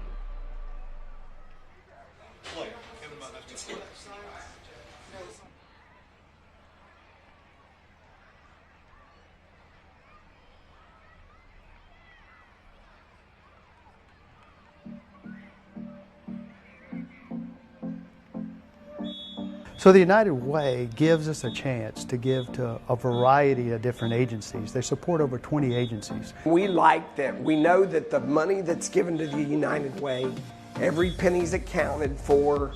The organization that they're giving the money to, you know, they have fiscal responsibility. And they're here to support the community and our nonprofit organizations that are out here doing the heavy lifting. And so it's just another way to utilize us as credible organizations to invest in us, and we will bridge the gap with those organizations that need those resources.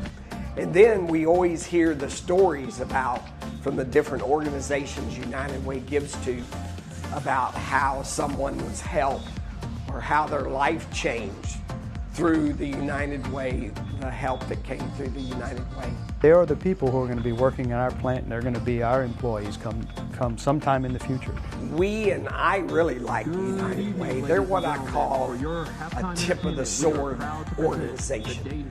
They are meeting community needs at the very tip of the sword, where people who maybe can't help themselves need help. Every little bit counts, whether you are $15, $20, $30, $100,000 investor, all the way down to 1 cent, 2 cents, $2, and $3. Every little bit counts. Your voice matters, so make sure you come get involved with us. Our employees really get excited about being able to choose what specific charity they want their donation to go to.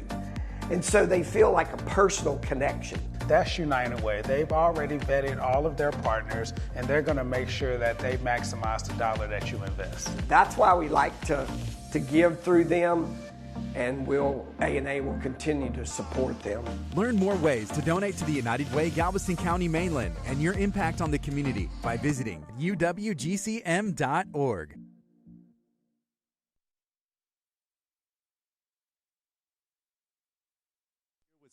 With Superintendent for Santa Fe, Kevin Bott. Kevin, it's nice to have you up here with us. I want to have a few words with you. Great to be here. Thanks for the invite. Really thankful that we could get Clear Life Media up here for Game of the Week.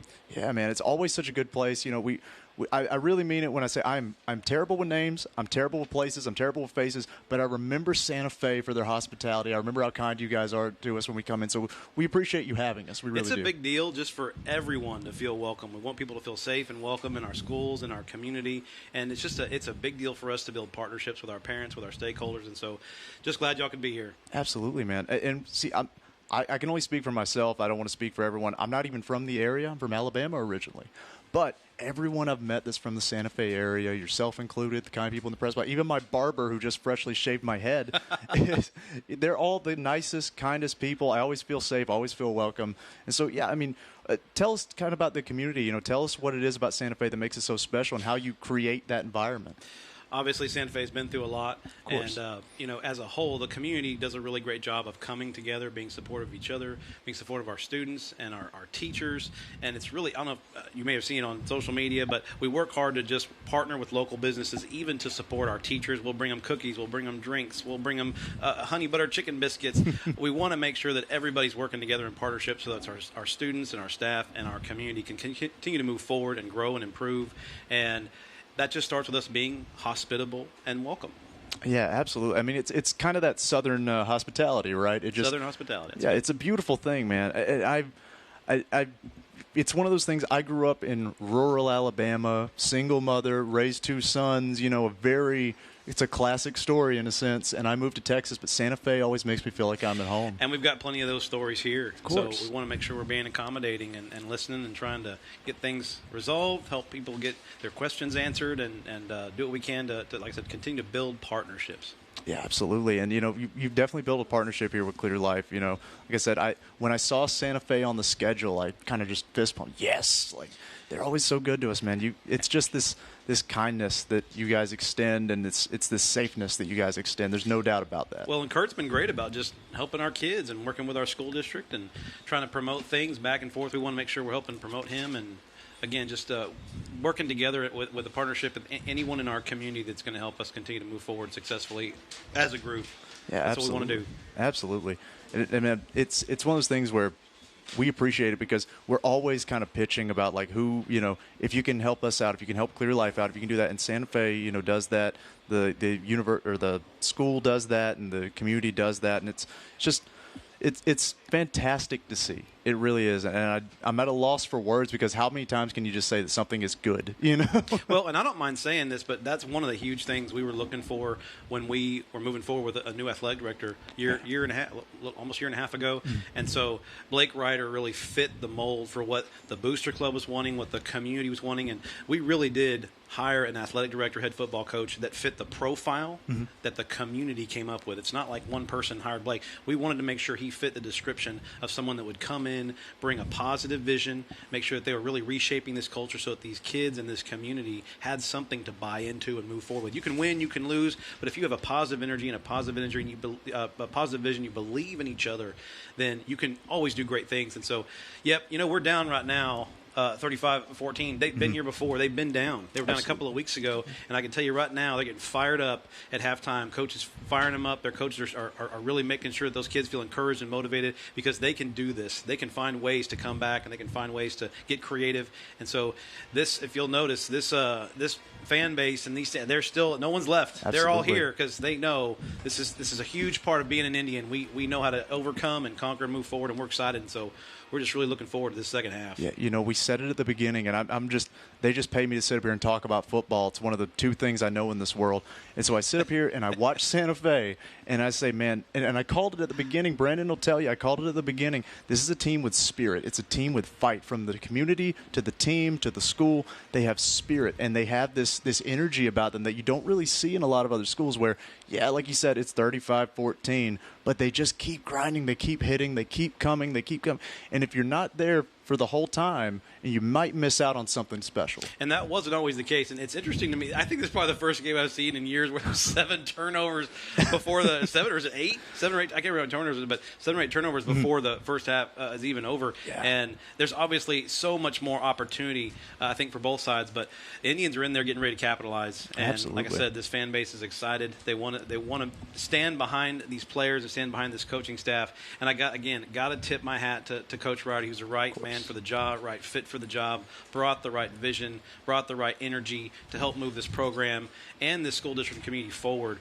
Like I said, anything we're doing athletically, we want to make sure we're mirroring academically and vice versa. We want to make sure that we're all on the same page with the vision of the district to continue to be supportive of each other and move forward. Yeah, absolutely. And, credit to yourself as well. There's no doubt all the pieces don't get put in place. There aren't people like yourself at the helm that are kind of making sure that everything gets taken care care of. So credit to you as well for making sure everything is moving forward in a positive way, moving forward in a way that can shape young minds and make sure that people are doing the right thing. I'm very fortunate to have 4 kids in the school district. And I actually, my wife works for the school district. She works for the special services department. We've got 2 kids at the high school. We've got a junior high kiddo, and I got a little 5-year-old sitting right out there playing with some GI Joes. That's awesome. So it's a family affair, and we're all in this together. Well, I'll tell you what, we are so happy to have you up here. We really are. We appreciate you giving us some of our time. Let me ask you, got to put you on the spot. It's all last good. minute here. What's your prediction for the final score? You know, I've tried to make predictions in the past, and it ends up just being really embarrassing. Anytime I try to predict something for my wife, she'll be like, stop that. So I'll tell you this much. Here's my prediction. These Indians are going to fight, and they're going to grind, and they are not going to give up. This is a well-conditioned team that is not going to quit. And they have worked hard all summer. They've worked hard even coming back these past few weeks to make sure that they are going to be in shape, and they're going to fight to the last second of the game. And I don't mind saying this, but a couple weeks ago we played Viter, and we were down. We were down by 10 points, and we came back and won that game. And I guarantee you it was because this team is well-conditioned, and they were better conditioned than the other team. So we're going to continue to fight. We're going to continue to push forward, and we're going to be creative and take advantage of whatever we can, weaknesses that the other side has, so we can try to make them come back in every way possible. That's my prediction right there. That's beautiful. And I've called a few Santa Fe games. I can tell you that's a prediction that's right 100% of the time. Folks, Superintendent Kevin Bott, thank you so much for joining us, man. Pleasure. Appreciate you guys. Thank y'all for everything. Absolutely, man. We'll be right back. We're going to take a quick commercial break and come back with some stats for you here at the half.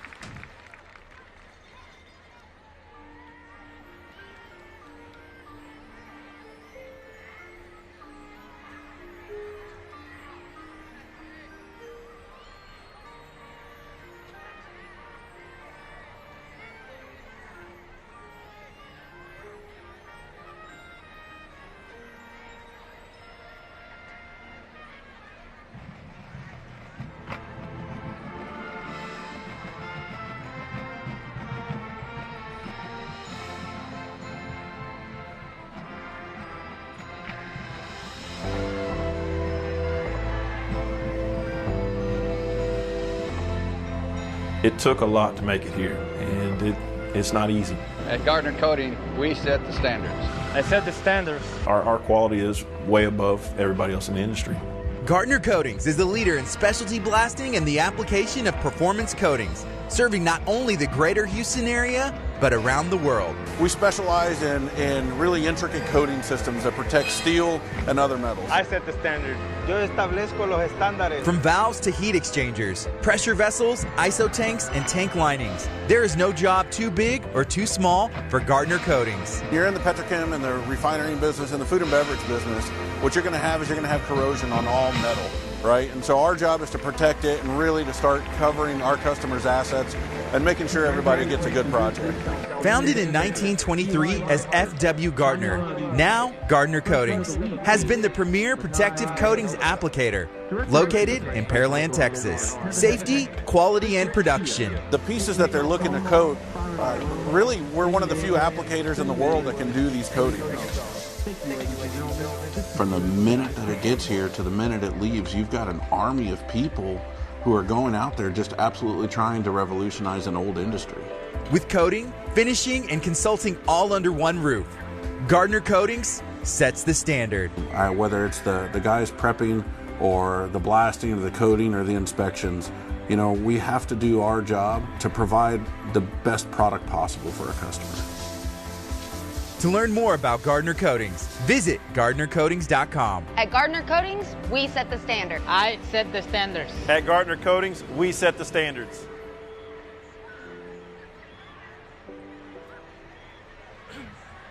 Welcome back, folks. Thank you so much for joining us here at the half. We're going to take a second. We're going to lay out. We're going to enjoy the Santa Fe band here at the half. It is band night, and we want to take a second to just really appreciate what they're going to bring to the field.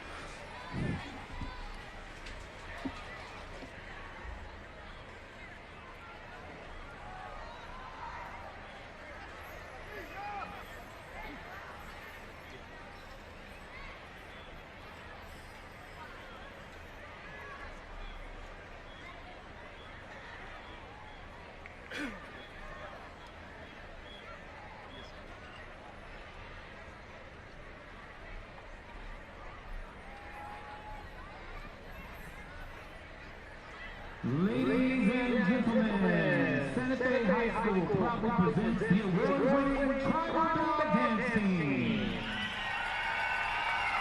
The Tribal Bells are under the direction of the following military officers: Lieutenant Carly Bowles, Lieutenant Claire Norton, Lieutenant Mackenzie Simmons, Lieutenant Leah Valdez, Lieutenant Colonel Kelsey Levis, Colonel Madeline Baldwin. The Tribal Bell Social Committee members are Historian Peyton Isabel, Historian Sabrina Phillips, Inspiration Leader Morgan Falcon, Social Media Coordinator Ava Hamilton, and Spirit Leader Elizabeth Jewell. The Bell of the Week is Keegan Houston. The Bell Teacher of the Week is Mrs. Lumpkin. The Tribal Bells are under the direction of Miss Ashley Hardage and Mrs. Holly Davenport.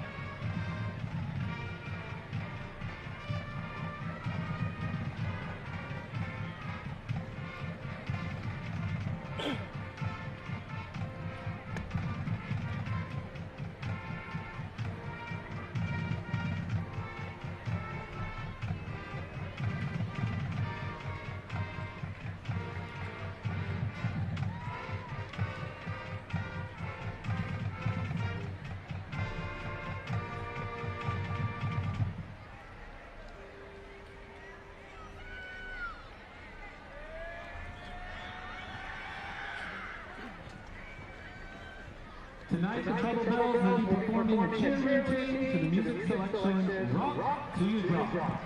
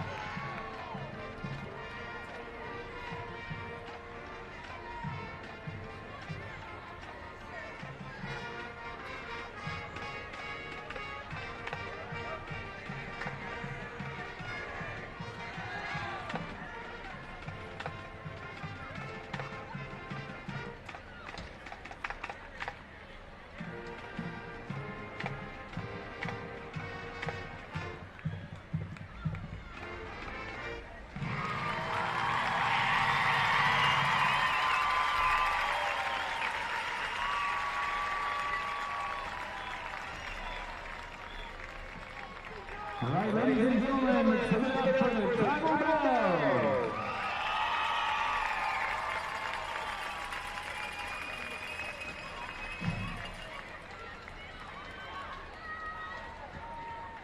And now, to continue our halftime entertainment tonight, we proudly present the pride of the tribe, the Santa Fe High School Band. The band's program is entitled The Heights, and includes selections from Beethoven's 7th and 9th Symphonies, Billie Eilish's Bad Guy, and Coolio's Gangsta's Paradise. Join the Santa Fe Band as they take the script from a 1940s cinematic silent film and add music from across the ages to create an exciting and engaging programmatic experience. The band is under the good direction of drum majors Alberto Rios and Marco Munoz. Our freshman of the week is Nicholas Geddes. Our upperclassman of the week is Xander Haldeman. Our leader of the week is Wesley Martinez. And our section of the week is the Color Guard. The band is under the direction of Matthew Raines, Blaine Schulmeyer, and Scarlett Banders. Drum majors, you may begin when ready.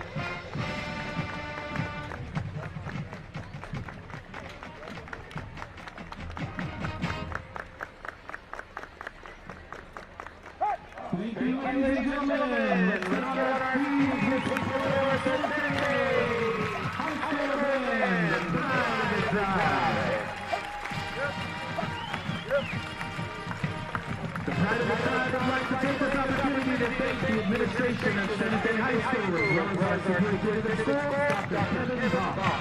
We would also like to take this opportunity to thank our school board of trustees, our budgeters, our donors, and numerous community supporters. We appreciate the opportunity to perform for you tonight, and wish everyone good luck on tonight's game and a safe ride home.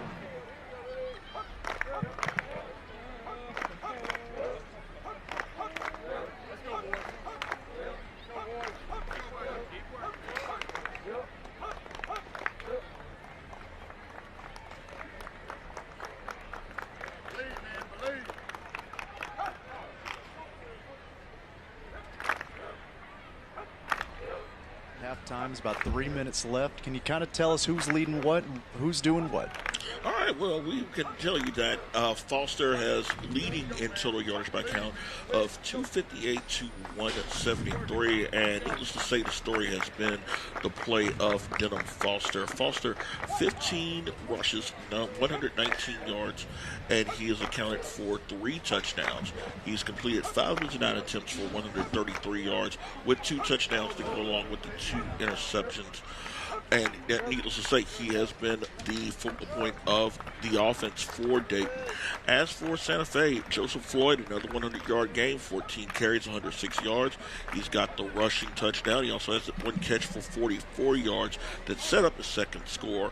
Indians have 173 yards of offense, all but those 44 coming on the ground. So the key in the second half is that down 21, they're going to have to start getting the passing game a little more involved. But most of all, the big question is going to be they have to stop Denham Foster. Foster has been gouging them with runs all evening long, and you'd hate to imagine what the score might have looked like if Dayton had not turned the ball over 3 times in the first half. Yeah, no doubt about it. They have been in a bit of a foot race, but only because they've shot themselves in the foot a few times. As we see the Santa Fe Indians making their way through the tunnel, making their way out, and as we spoke with the superintendent at the half, he said, expect this team to come out and keep fighting with fighting spirit. That's exactly what I expect to see here. You know, it hasn't been the aggression of Santa Fe that has been lacking. It has been the discipline in a lot of sense, leaving those assignments, moving past the quarterback, moving past Foster as he commits to the draw, and him able to capitalize on those blitzes. As we see here, here's Dayton running out of the field, running out of that big Bronco head, and you know, that's kind of what we've seen all night. They have stayed aggressive. They've stayed hungry. They've capitalized on turnovers. They've managed to stay in the fights. Only a 3-score game, mind you. But, you know, they have to stay disciplined, and they have to make the tackles when they have a man in the open field, specifically when they have Foster in the open field. You know, we've seen it once or twice, but you have to be able to do it almost every single time. He might could beat you once, but how do you manage to contain him? How do you manage to maintain him here in the second half? That's going to be the real story of how this defense slows down, because it's really been back and forth on the offensive side of the ball for Santa Fe matching up against Dayton. They've had some success running. They've been able to mix up those runs in unique ways, and the one big pass play they had set up another touchdown. But that's going to really be the story for me. What happens here in the second half, we'll just have to wait and find out with you folks as we get ready here for the second half kickoff.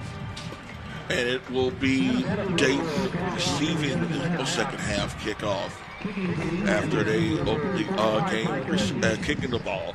This second half kickoff is going to be brought to you courtesy of the Santa Fe Education Foundation, as the Indians are set to kick back deep for Dayton.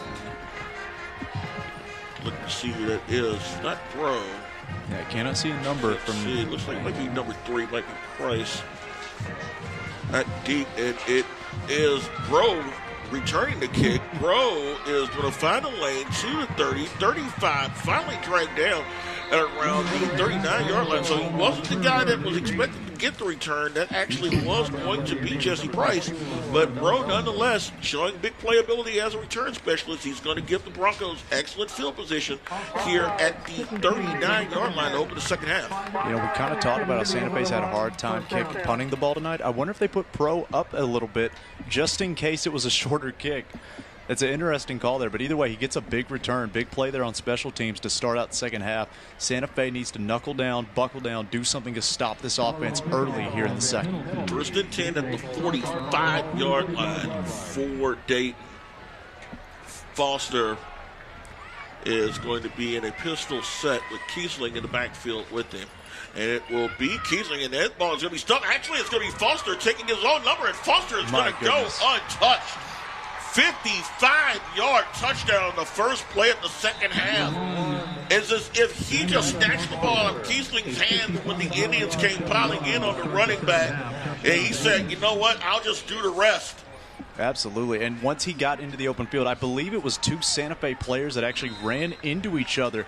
That secondary became nothing. It dissolved out in the middle of the open field. We were talking about open field tackles. Don't tackle your own man, though, as it looks like they're going to go for two here. And they will, and it is going to be Foster calling his own, getting his number, and he will get cashed in.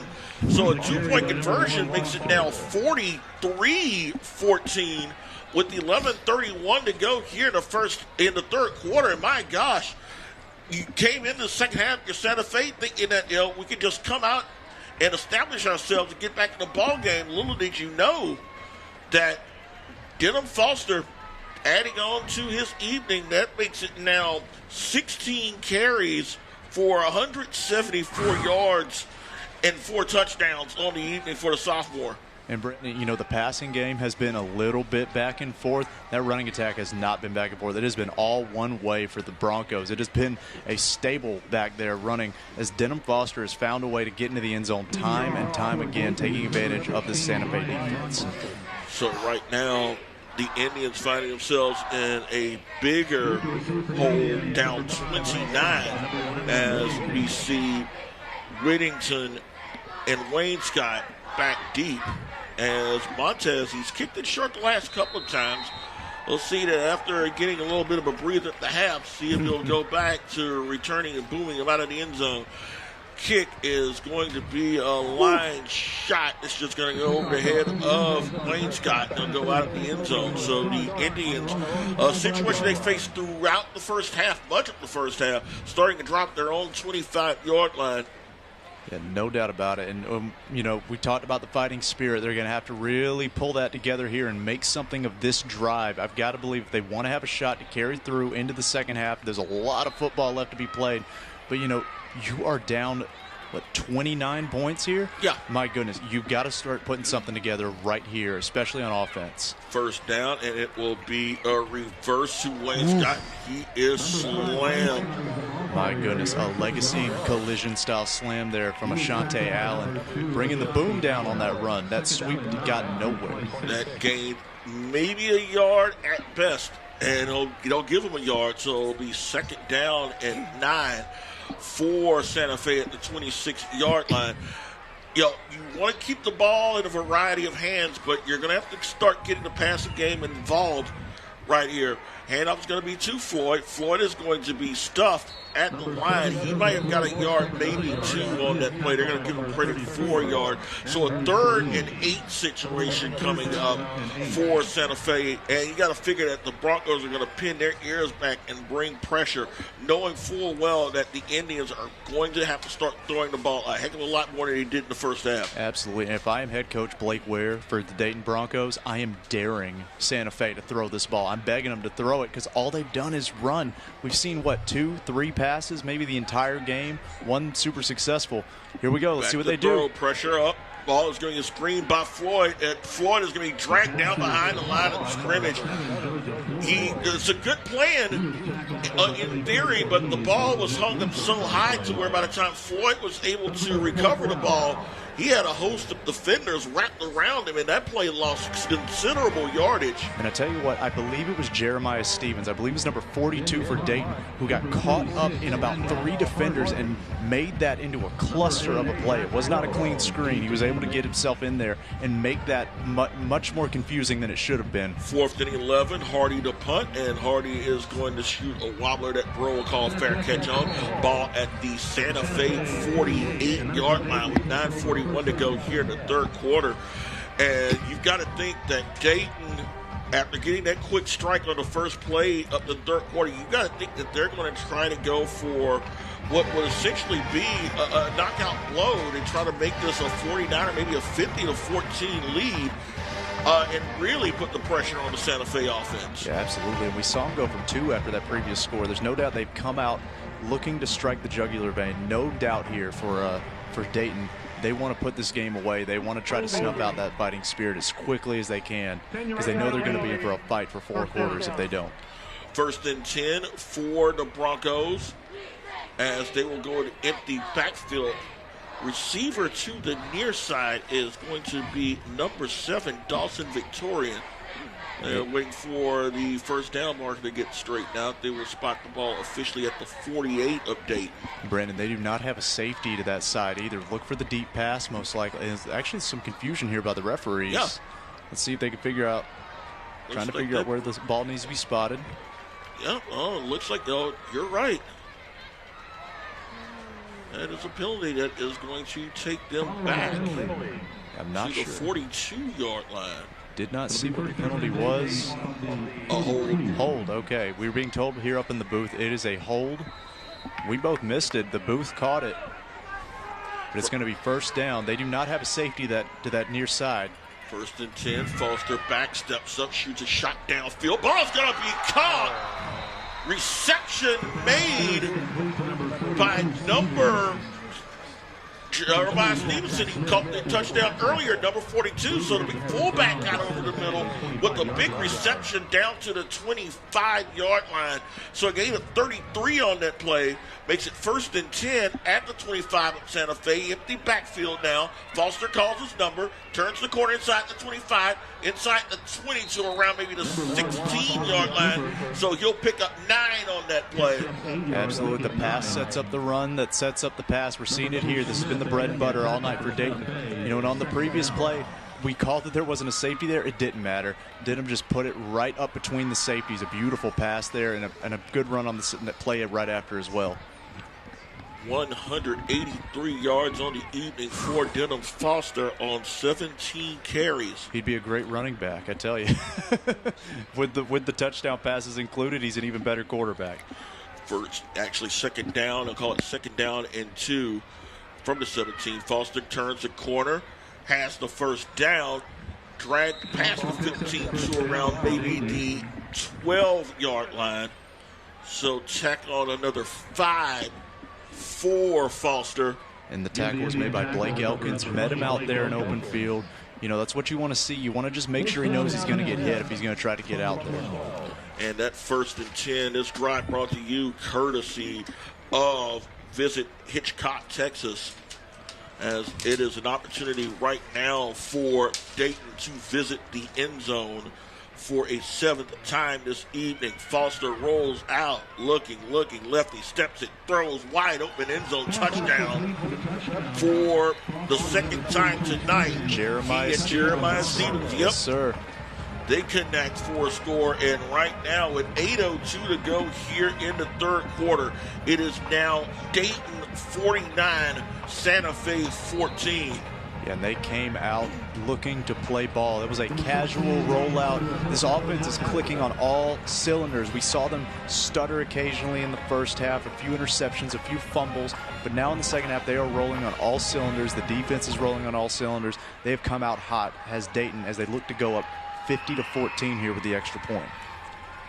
Waiting to snap is high, kick is up, and the kick is going to be no good. Montez misses for the first time this evening, but score is now with 8 minutes and 2 seconds to go in the 3rd quarter. It is now Dayton 49, Santa Fe 14. Clear Life Media Game of the Week. We'll be right back. I'm Corey Moss. I'm the Vice President and General Manager of the Valero Texas City Refinery. It's great to have some time to talk a little bit about Valero and United Way. You know, we have 6 key values in Valero, one of those being caring. And it's not just caring within the team members of the Valero site and the company, but more importantly, it's about caring in the community. Valero believes in giving back to the community, and it's through the funds and the pledges of our employees and the matching gifts that our company does, we're able to support the agencies of the United Way. Learn more ways to donate to the United Way, Galveston County, Mainland, and your impact on the community by visiting uwgcm.com.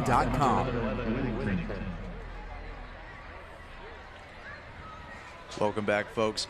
Next week, we will be P&G at Texas City. That will be the game of the week next week. Be sure to join us in there. Right now, we're going to go right back to Dayton versus Santa Fe as Dayton leads 50-14 here in Santa Fe. You know, Brandon, we've always got some good games, always something exciting going on. You know, no different here. We've seen this Dayton offense come out as they kick off here. It's going to be fielded by Wayne Scott. Takes it to the 10, past the 15, and that's about where he will stop with 7:53 to go here in the third quarter. Santa Fe facing a 35-point deficit here at 49-14. Certainly looking forward to going back to Texas City next week. The Stingarees are undefeated 4-0. As they will take on a Port Neches team that went deep into the postseason last season. Yeah, absolutely. And, you know, it's always good to go into Texas City. Always good to see that team. You know, it's going to be physical football out there at Texas City. Big Caleb Bell running the ball. You know, it's always a fun time to see. So it's going to be interesting. But, you know, we just, as we see there, look on the screen, we see, is that? Color Rush. Color Rush, my goodness. An explosion of color on the screen. They're having fun. They're celebrating out there. It looks like a smoke bomb went off. Oh, my goodness. Some of them are trying to fan those flames away. My goodness. 1st and 10 for the Indians at the 9-yard line after a penalty. Handoff is going to be to Floyd, and Floyd will get the ball to the 10-yard line, and that is about it. The Dayton offensive line has really hammered down for most of the evening, and has really been the effort of Quentin Dugat Jr. in the middle of that defense. Also in their number 65, Jonathan Saldivar, two big hosses in there that really dominated the point of attack for the Broncos. Absolutely, a handoff. Second down to Garcia, here. And Garcia's going to stumble past a couple blockers. Gets around the 15-yard line before he is dragged down by number 9, Ja'Cory Cooper. You know, Brandon, we see this a lot. I saw it with some Wisconsin teams a few years back. We see it all the time with Georgia Tech running the option. When you can run the ball consistently and it works out for you, it's a great thing. But when you get stuffed over and over and over again, it can be pretty demoralizing to get beaten up front.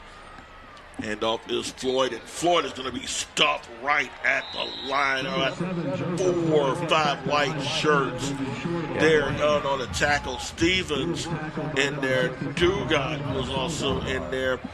Also number 74 for the Broncos, Carlos Rodriguez, and another 3 and out for Santa Fe with 6:35 here to go in the third quarter. Yeah, absolutely. And, you know, it's one of those things where, as I say that they're probably getting demoralized and everything, we have a cut to running back running the ball, and his legs are still going. He's still trying to fight, still trying to make something out of nothing. You know, that's really the Santa Fe spirit we always talk about, even down big here. And Bro lost the football as he was stopped dead. This track's around the 27-yard line. Ball bounced out of bounds, but the Broncos are going to have, again, great field position. They're going to spot the ball at the 26-yard line of Santa Fe with 6:12 to go here in the third quarter. And really at this point, if you're Dayton, you've got to wonder as to how much longer do you want to keep your quarterback in at this point. This game's pretty much well in hand. You got to figure that you might be seeing probably the last few opportunities to see Denham Foster here this evening. Yeah, absolutely. And I got to think that maybe one more score, maybe just one more. Maybe you don't even put the ball in his hands, but try to get your full offense running around him without him, if that makes sense. But we'll see what they call here.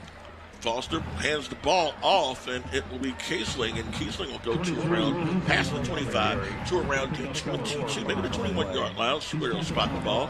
Spotting it at the 23, actually. So forward progress will stop there, a gain of about 3 on that play. So making it 2nd down and 7 to go with 5:51 to go in the third quarter. Yeah, I would try to run this offense without putting the quarterback at risk. That would be my thing. So your first-string offense still gets some reps, but you kind of see how you handle not having your hot hand, if you get what I'm saying. Exactly. Let's start giving the opportunity to some of these other guys to get involved in the game as well. And it will be Kiesling again. Kiesling turned the corner to the 25, still going to the 15, past the 15 to around maybe the 12-yard line. So he will get an opportunity to move the chains and a first down.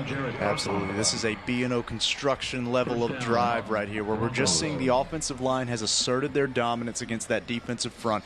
And we're seeing offensive linemen 5, 6, 7 yards downfield moving their men. It's the route is on at this point, as far as I'm concerned, because we're just seeing those offensive linemen move and shuck around those defenders. So 1st and 10 coming up for Dayton. Ball at the 13-yard line with 4:55 to go here in the third quarter. They'll go with the quick screen. That's incomplete. Threw that one well in front of Bro. As Foster took a bit of a shot, he'll bounce back up. Yeah, and you got to be careful with that, because you know Santa Fe is still going to come on the and he's holding his head too as well. You got to be careful on that. You know they're still going to be aggressive, and I understand the screen kind of thwarts that aggression, but at the same time, you are leaving your quarterback back there with no one to block for him. So 2nd down coming up. Certainly don't want to risk the opportunity to get him damaged long term. Empty, Kiesling in the backfield with him. Hold back. 2nd down. Back in will be Kiesling stuffed by the Santa Fe front line. So the Indians were able to get a couple of players in for penetration. Number 9 for Santa Fe, Bryce Leal, and number 81, Franklin Alfaro. And Brandon, I tell you what, it might be 49-14, but on that stop, we heard the crowd come to life over here on the Santa Fe side. They're sticking with this team. They're in there until the end. They're not going to leave these players out there by themselves. It's a beautiful thing here in Santa Fe. There is no such thing as a fair weather Santa Fe football fan. These fans are going to stay with their team through thick and thin. As Foster rolls out past the 10, cuts it back to the 5, and Foster is going to maneuver his way in the end zone. And the Denham Foster show continues now as he will score from 13 yards out. It looks like he will be over 200 on the evening, as it is now 55-14, as we'll wait the point after with 3:58 to go. My goodness. I mean, once it starts, it's one of those, when it rains, it pours, unfortunately, and right now Santa Fe is caught in a downpour. Courtesy of Denham Foster. My goodness. Extra point attempt here. Montez to snap the hold. The kick is up, and Montez will start a new streak of extra points. So with 3 minutes and 58 seconds to go in the third quarter, it has been all Dayton here for most of the evening, as it is now Dayton 56, Santa Fe 14. The Clear Life Media Game of the Week will be right back.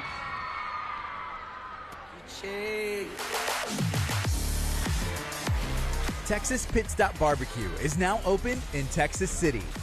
With additional locations in Galveston and Marque, this award-winning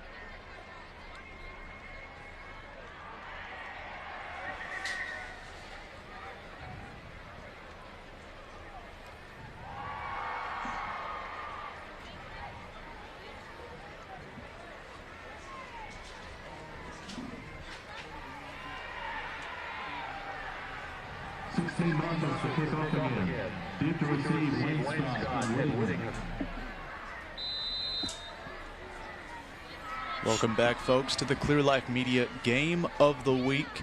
Unfortunately, the second half has been dominated by Dayton. It is 56-14 here in Santa Fe. And Brandon, that Dayton offense has been clicking and rolling all half long, and we're only at 3:58 left. And ball is going to be fielded by one of the return specialists for Santa Fe. That is going to be Corbin Wigton, his first return of the night. And was not too much of a return, as he was stopped inside the 10-yard line. He bobbled the ball, went back into the end zone, tried to get out, but he was stopped by the Dayton special teams. And again, field position has been a challenge all night for Santa Fe. And that has really been a problem for the offense is they're going to start this drive 1st and 10 at their own 7-yard line. Yeah, no doubt about it. And the kickers never get credit, but Brian Montez has absolutely been crucial in keeping that Santa Fe offense pinned way back there. Check sweep this time to number 11, Whittington again, and Whittington is going to get maybe a yard on that play. And right now it seems like Dayton has figured that play out as well. So they have men waiting around the corner ready to sniff that play out. It threw them off initially in the first quarter, but since then the Dayton defense has had an answer for them. It's like Santa Fe is going to take a second, try to figure out exactly what play they want to run. The Santa Fe running attack is all about trickeration. It's running one way to run the other way, just to run back the first way.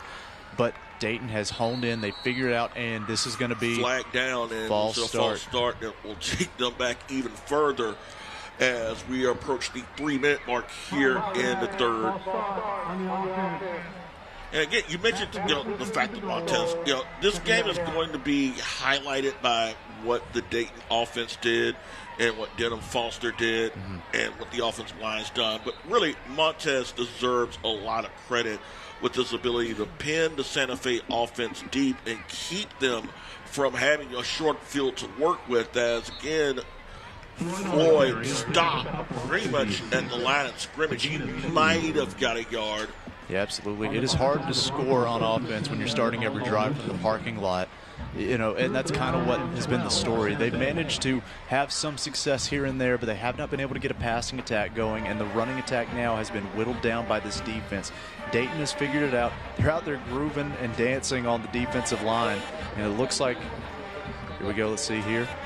And he's met in the hole again. My goodness. Yeah. A good run by Floyd gets them out of the shadow of the goalpost, gets them to around maybe the 12-yard line.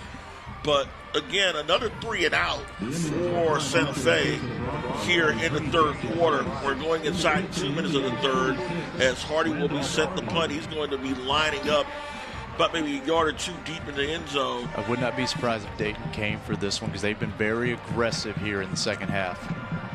Hardy, snap, they're actually going to lay back a bit. A wobbler that's just going to go out of bounds. And again, good field position for Dayton. They're going to have the ball at the 41-yard line of Santa Fe with 1:42 to go here in the third quarter, up 56-14. We'll see if Denham Foster comes out here. We talked about maybe taking him out for this next drive if they scored on the previous one. Be very curious to see if he plays on this down. Take a look at this point in time. It's an opportunity to get your second teamers an opportunity to get some point, get some live action. Those are the kids that are grinding in practice Monday through Thursday, and when you get an opportunity to let those second teamers get some love after a penalty, 15-yard penalty pushes them back to the 49. And those are the little mistakes. Yeah. Those are the little mistakes that when you're up, 56-14, those are the mistakes that the coach will use to drive you even harder at practice. Oh, no doubt. No doubt. I can promise you that Blake Ware and the Dayton coaching staff can't be pleased with the fact that you're getting a foolish penalty at this late stage of the game. And it looks like we do have a new quarterback in. Yep, we do have a new quarterback. It is a new quarterback for Dayton as it's number 12. Hunter Wallace. Quarterback. So it looks like they're content to maybe just try to run here, maybe just try to get out of there. You have the lead, you have the score, you have the points, the domination, the stats. Just try to get out of here with your win. And I want to take a second, while we have a second, just visit Hitchcock, Texas, Texas Pit Stop BBQ, City of Lamarque, Chart Your Bar, and Ryan Massa. We thank all of our sponsors so much. We could not do this without you. We could not do it without you listening at home. We appreciate all of you tuning in, for sharing, for liking, and letting us know that, you appreciate us. We see there the good people of Santa Fe. There's something to notice. The score might be down big, but they have not left this team. Handoff is going to be to number 25. That's going to be Merkle Judge. Judge is going to be active on the defensive end for most of the evening, getting a touch here as he gets to the line of scrimmage. inside a minute to go here in the third quarter. Like Foster, Wallace is a sophomore, so you look at the situation at quarterback for Dayton, you got to think the next 3 years are in pretty good shape. No doubt about it. I mean, if this is what their sophomores doing, imagine what they're going to do when they're a senior. I'm sure there's already some universities and people keeping an eye on these kids when you're putting up numbers like he has tonight. So third down coming up, third and about 10. Yeah, handoff to Kiesling, and Kiesling will get past midfield. Kiesling will blow past the defender. It's around the 45, maybe the 44-yard line. So he'll be about 3 yards short of first down on what will be the final play of the third quarter. Third quarter dominated totally by Dayton. 3 touchdowns for Dayton. They've really made this into a round as we start the fourth quarter after the commercial break. It is Dayton 56, Santa Fe 14, the Clear Life Media Game of the Week.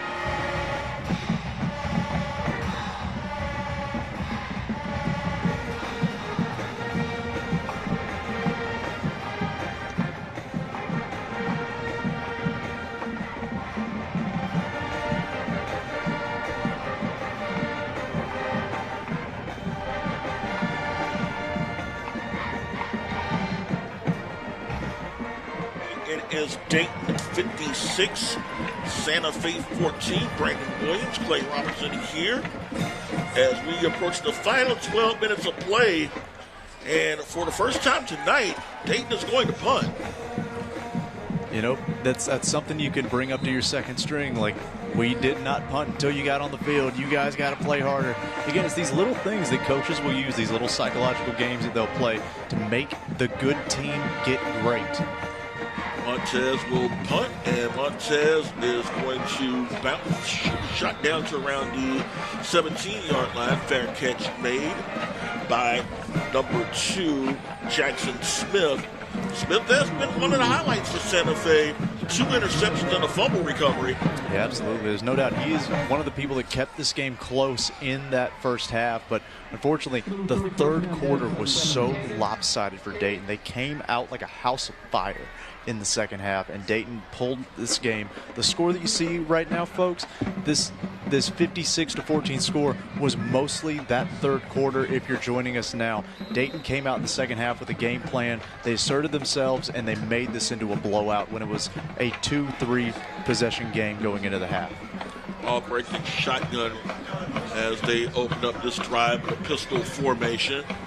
Play action. Albrecht facing pressure, evades the rush, steps up, and he's just going to throw incomplete. One hopping in the direction of number 13, Wyatt Moore, as he faced some serious heat from the Dayton defense. Yeah, no doubt about it. It was one of the few passes they've thrown tonight, and that one went into the dirt. He could not find an open man, but at least he was able to get it out and avoid the sack there. Good quarterback awareness from Albrecht. So second down and 10 to go at the 17-yard line for Santa Fe.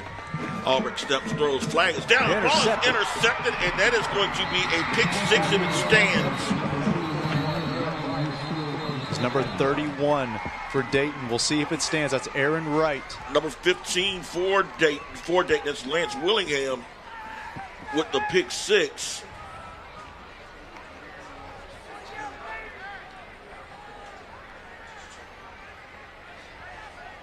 We'll wait and see what the call is. Oh, and it'll be called back as it's an offsides against the defense.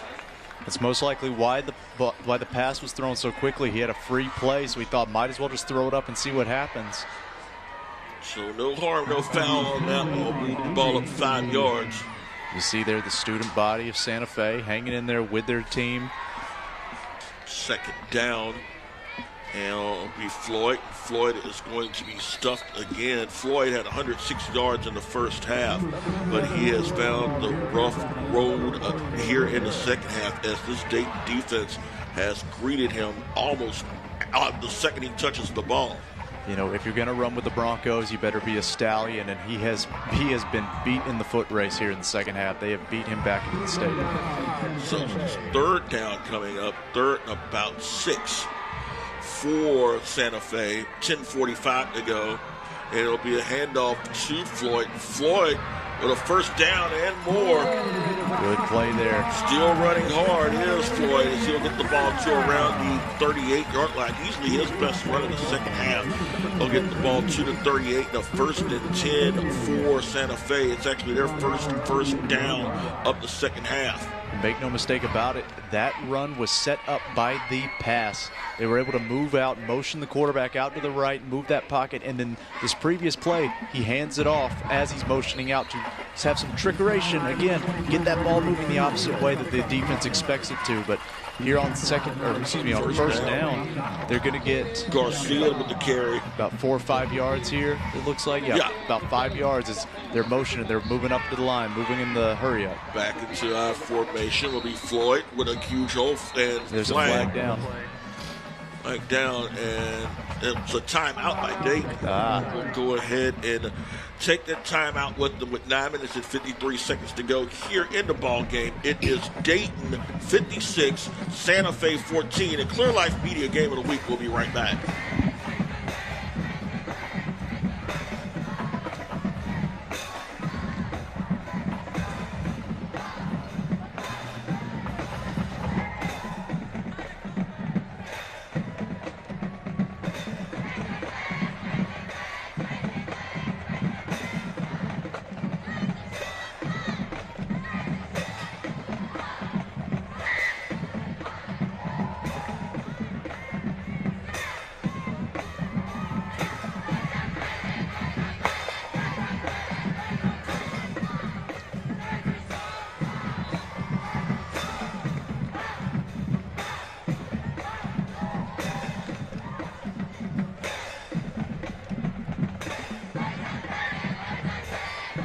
Dayton with 9:53 to go.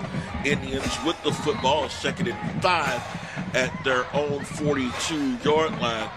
A handoff to Floyd. Floyd to the 45, took a big hit as he is going to be stopped around the 46-yard line. I believe that was Maurice Vega, number 18 for Dayton, who met him there in the open field, laid the lumber to him out in the open field as well.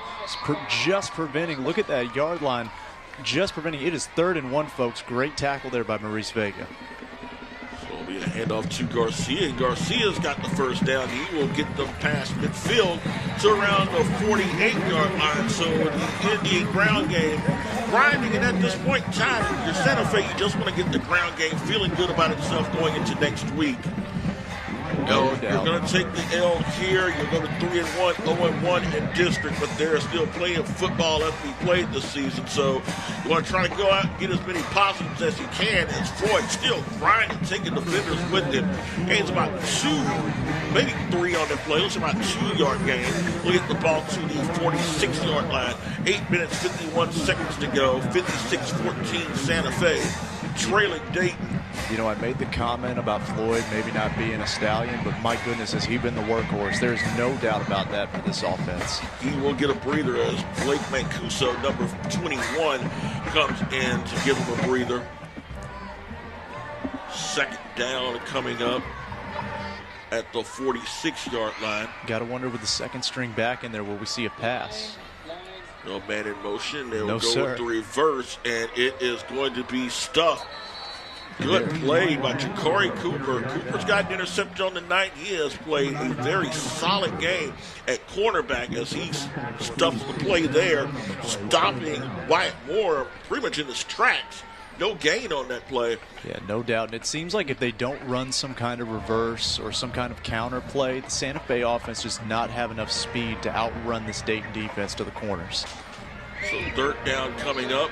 Albrecht back, looking, steps up, he's going to throw, and that is going to be incomplete. You know, and Brandon, that's the problem when you only pass the ball about 6 times all night. The quarterback doesn't have time to get into a rhythm with his receivers. He doesn't have time to kind of find his groove out there. That's really what we're seeing here in the 4th as they're trying to just do something to get a positive spin on things. He can't even do that because the receivers and the quarterback are out of sync. They probably haven't thrown passes since the warm-ups before the game. Whittington will come in as an extra receiver to replace Garcia. So you have to figure 4th down coming up, that they will throw the ball. Auburn rolls out to the near side, pumping, steps, throws, has a man open, 1st down inside the 35-yard line to around the 32-yard line. Reception made by Wayne Scott. Great job by Wayne Scott there. He was actually open early, but I guess he realized that, Albrecht couldn't see him, so he waved his hands. He ran forward just a little bit, made it an easier pass play after the previous 2 went into the dirt, and made it an easier completion for his quarterback. Great play there. At the presence to remember where the yard marker was, make sure you get yardage for the 1st down. It'll run the counter 2 more, and Moore is going to be dragged down. He's going to lose yardage. Number 24, Rakin Akmal, making that play. Again, it's the speed at the corners. They're just not able to get there without running some sort of reverse or a sweep. And that has really been the thing. Like I said, they got their first touchdown off of the sweep, bit of reverse, but since then, Dayton has stayed at home most of the night, and really taken that element away from Santa Fe as Floyd Here we go. with a huge hole, and Floyd is going to score. No quitting the Indians with 6:59 to go. Floyd's going to power in from 32 yards out to make it 56-20 Santa Fe. Brandon, we talk about why we love Santa Fe and we don't want to be biased. They make it hard to not be biased out here because we have here, it's practically garbage time. It's 56-20 with that score. But when Santa Fe scores, they have a whole team, a whole bleacher side full of fans cheering for them, and I think that is awesome. It is an absolutely awesome environment here in Santa Fe. Extra point is good, so make it 56-21 with 6:55 to go here in the ball game. Clear Life Media Game of the Week. We'll be right back. Let's get ready for timeout. Timeout. We already get mashed 3 times. Timeout.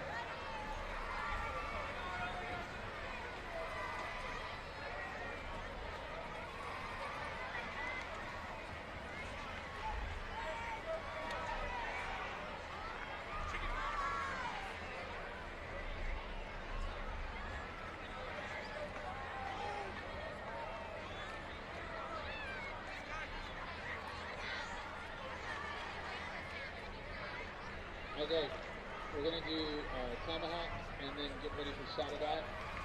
And then we're going to do jig 2. All right, here we go. Kicking off the Indians. Number 45, Marque.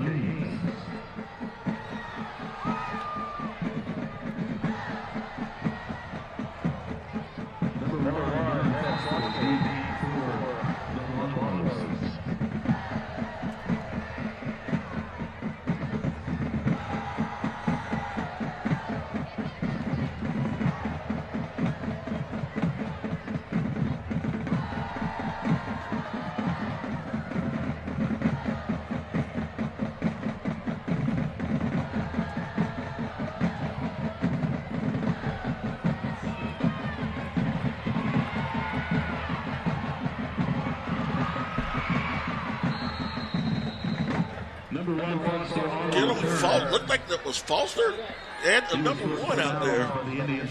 It was Foster. That is, well, yeah, I believe that was Foster back there. I think that they weren't expecting the return. But nevertheless, he gets the ball out. We were talking about not getting your quarterback hurt, but putting it back in kick returner, probably not the best way to do that. 1st and 10 at the 15-yard line, flag down. So, and I believe a crackback. So that is going to pin Dayton deep in their own territory.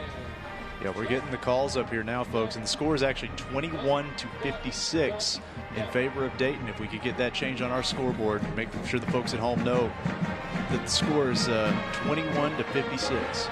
So Dayton will start this drive deep in their own territory. Ball spotted at their own 7-yard line with 6:45 to go here in the ball game.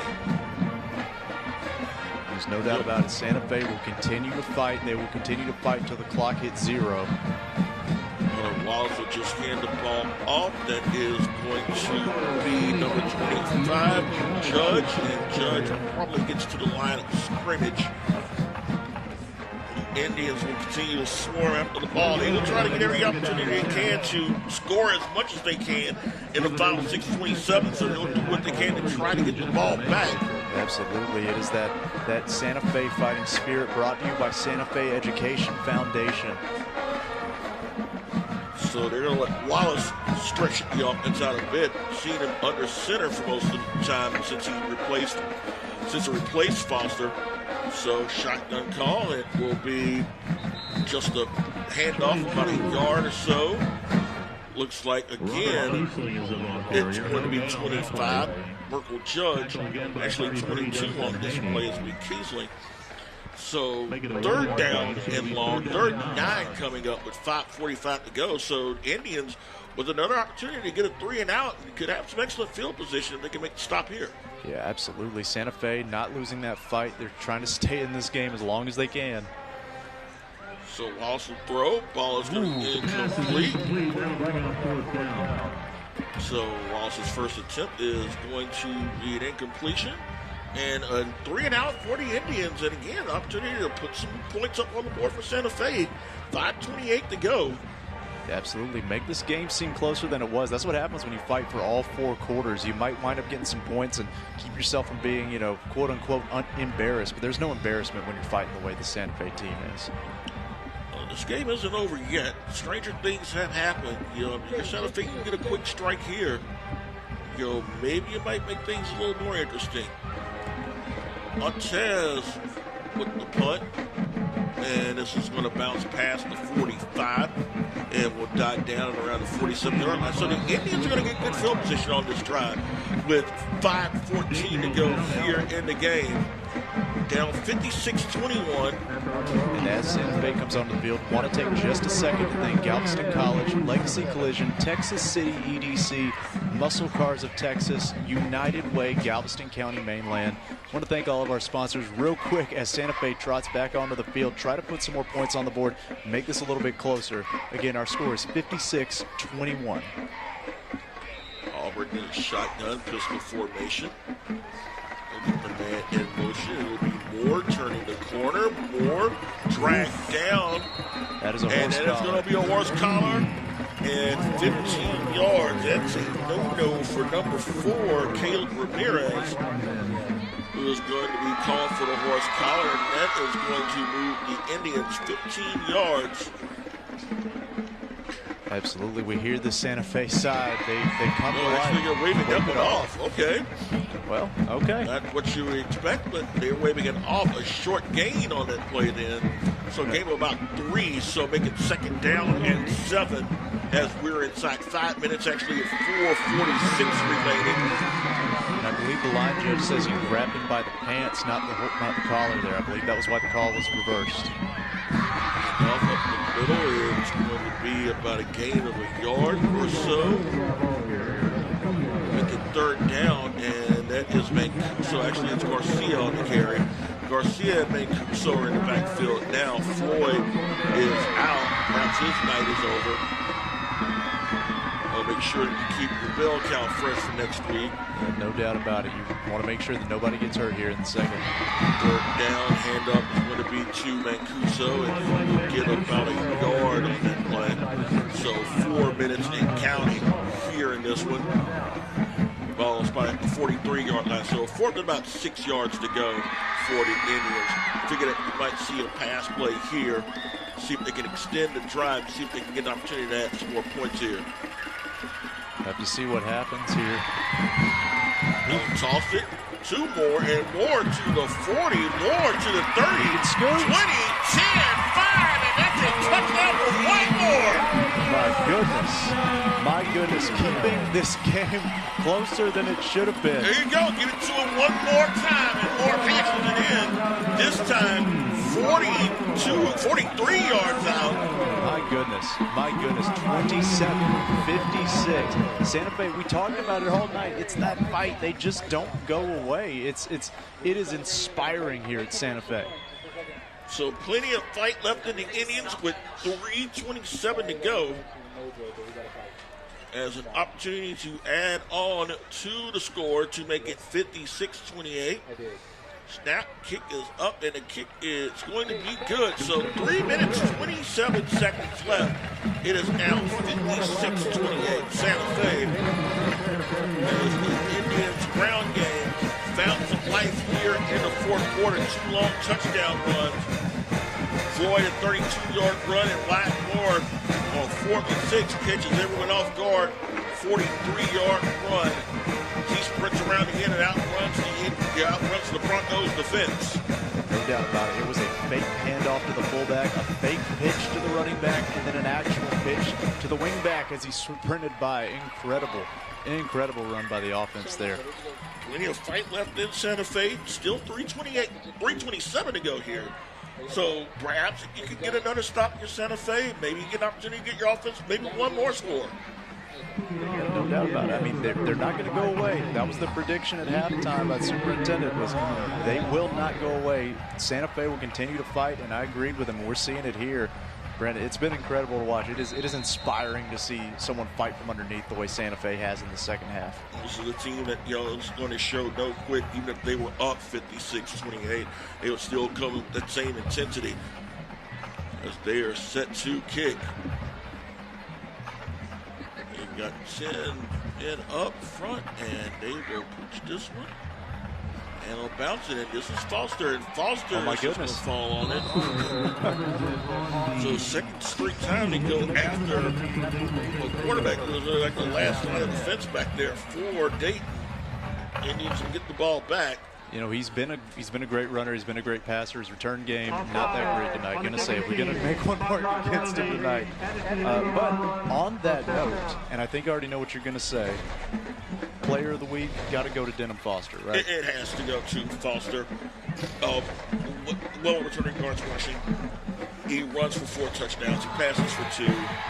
The offense just exploded. The 55-yard touchdown run on the first play of the third quarter just really changed the complexion of this contest, as this drive is going to be brought to you by the city of Hitchcock. Visit Hitchcock, Texas, as Wallace is in shotgun. Gets the snap and hand the ball off, and it is going to be, looks like Kiesling will get about maybe 2, maybe 3 on that play. And Santa Fe running down. And Santa Fe not going away as we tick down to 3 minutes left in the ball game, folks. The score again is 56-28, but Santa Fe is refusing to stop this fight. 3:02 and counting, second down. Broncos are just going to let the play clock run down as long as possible. Now, you got to think as a coach, when you know that you're out there with a team that's going to hit you in the mouth no matter what the score is, yeah, run that clock down and keep your players. And that's why you keep your second team. That's why you bring your second teamers in a situation like that. You don't want your first team guys, experiencing that kind of intensity, in a situation where they don't have to.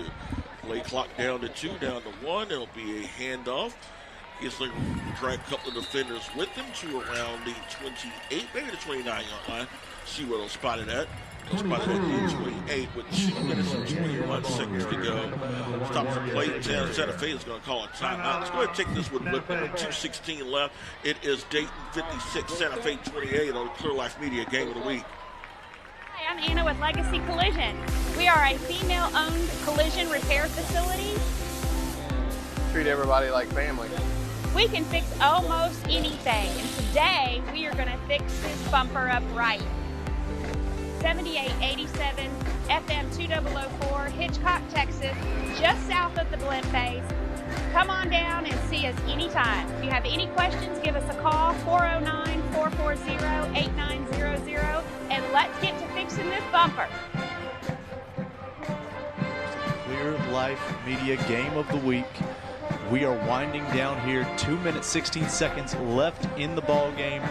Dayton leads 56 over Santa Fe's 28 here in Santa Fe, but Santa Fe has not stopped fighting, folks. That has really been the story of the fourth quarter. Wallace back to throw. He'll be sacked. Dragged down.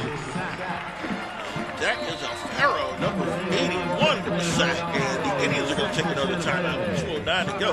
We'll go ahead and keep it here. 2 minutes, 9 seconds left. Remember, next week we are back in Texas City. We will see Port Neches Groves facing Texas City. Stingarees are undefeated at 4-0, as both of these teams will be watching that game closely, as they are all members of District 9-5A Division II. Yeah, So, absolutely. And it's always a good time to go in. I don't mean to cut you off. It's always a good time to go into Texas City and watch that bell cow. Watch Caleb Bell run the ball. I'm very curious to see how they do.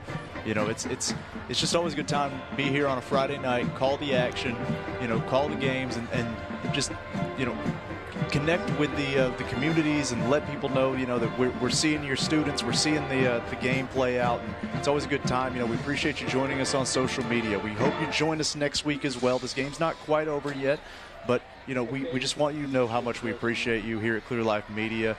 Clay Robertson, Brandon Williams, you know, you guys keep us going, for lack of a better term here, as it looks like Dayton is going to have to punt the ball here on 4th down.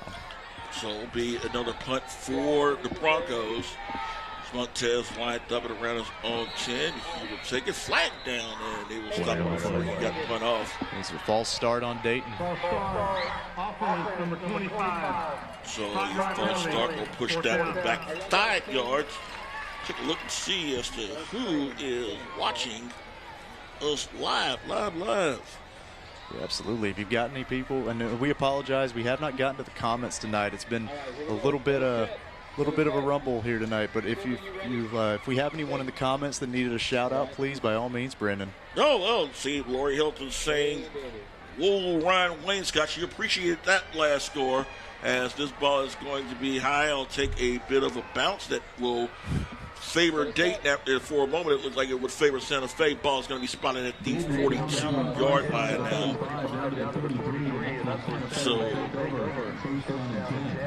So let's go green and gold. Yes, a lot of Santa Fe fans still watching. So 1 minute, 53 seconds left. See if the Indians have another score left in them. You know, and if you're a coach out there who needs to teach a player what it means to fight for all 4 quarters, no matter what your sport is, you show them a team like Santa Fe, you show them a community. If you want to show them what good fans look like, you show them these Santa Fe fans. You know, they've been here, they've been fighting the entire time, no matter what the score is. It's impressive. This is the example of Garcia. As we said, he drags a man for about an 8 or 9 yard gain. I mean, that's been the story of the night. Santa Fe has been fighting. These fans have been cheering them on. They've been behind them the whole way. And you know, that's just, it's what you want as a coach. It's what you want as a team. It's what you want as a community. And you know, hats off as well to Dayton. They came out, they played the better football game as well. We cannot belittle that either. So, Mancuso with the carry. Mancuso moving the change. First down for Santa Fe as they get the ball at the 45-yard line of Dayton. 1:16 and counting here in the 4th quarter. Again, the score is 56-28. You know, the score, we're having a hard time with our scoreboard at the moment. You know, it happens. Technical difficulties happen. We'll keep you straight. Dayton 56, Santa Fe 28, as Santa Fe is looking to drive here. Inside 1 minute to go, and it is going to be Wainscott with the ball. Wainscott cuts back past the 40 to around the 38-yard line. So Wainscott adding to his total of the night. You know, it looked like they just got a hold of his jersey. He might have been gone if it weren't for just those fingertips getting a hold of it. It's a game of inches, Brandon. We talk about it every week we're here with you. No doubt. Gain of 7 on that play as the ball is spotted at the 38-yard line. 30 seconds left. We'll see we'll see how many plays the Indians can run as we're at 20 seconds. Looks like they might be content to just let this be the last play of the night. Albright back, steps up, throws, floats it up. Ball is going to be incomplete, in and out of the hands of Wainscott. Yeah, and if he'd have caught it, there was nobody between him and the end zone. That's why he hung his head that way. So maybe try it one more time. The ball is dead after that play. The clock is dead after that play. It's not moving. So you got time to run one more pass play. Why not? 11 seconds left. Ball at the 38-yard line. So let's see if the Indians will try to strike downfield again. They had the man down there. They had him in single coverage, and the defender was on the floor. But it looks like they're just going to be content maybe to run this ball here. And they are, and it will be. And Cuso stopped at the line of scrimmage. He'll probably lose guard on what will be the last play of the game. Final score here in Santa Fe. Indians gave it a full 48, but it was not to be for the scoreboard. Dayton opens district play with a 56-28 win over Santa Fe. Final thoughts, Clay? And I tell you what, we talked about it all night. It was the play of Denham Foster. He had a few fumbles. He had a fumble. He had a few interceptions. But ultimately, he's the one that took the game over when it mattered most for Dayton in that third quarter. But again, it's the narrative of the night, right? Santa Fe does not go away. The Indians continue to fight, continue to scrap, continue to brawl. They made it closer than it seemed. And that, to me, is the real story coming out of this. Obviously, Dayton gets the win. Dayton gets the W. They go home, and they get the first win in district play. Huge win for Dayton. They played the better game of ball. Santa Fe has nothing to be ashamed of, though, no matter what the scoreboard says. No doubt they will fall to 3-1 on the season. Dayton is now 3-1 on the season. Both teams will shake it off. One will celebrate. The other one will go home and try to shake it off and look for a better week next week. But join us next week here in Texas City as we have more District 9 5A Division II play, as it will be the Indians of Port Neches Groves taking on the undefeated Stingarees of Texas City out at TCISD Stadium. So for our crew, for the city of Santa Fe and Santa Fe ISD, and for Clay Roberts, this is Brandon Williams saying good night. We'll see you in Texas City.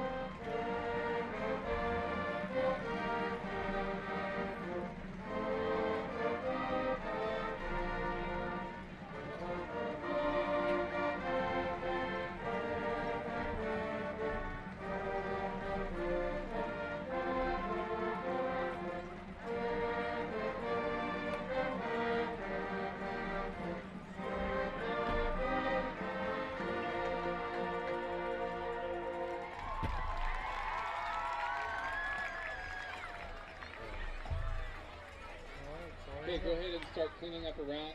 Thank you.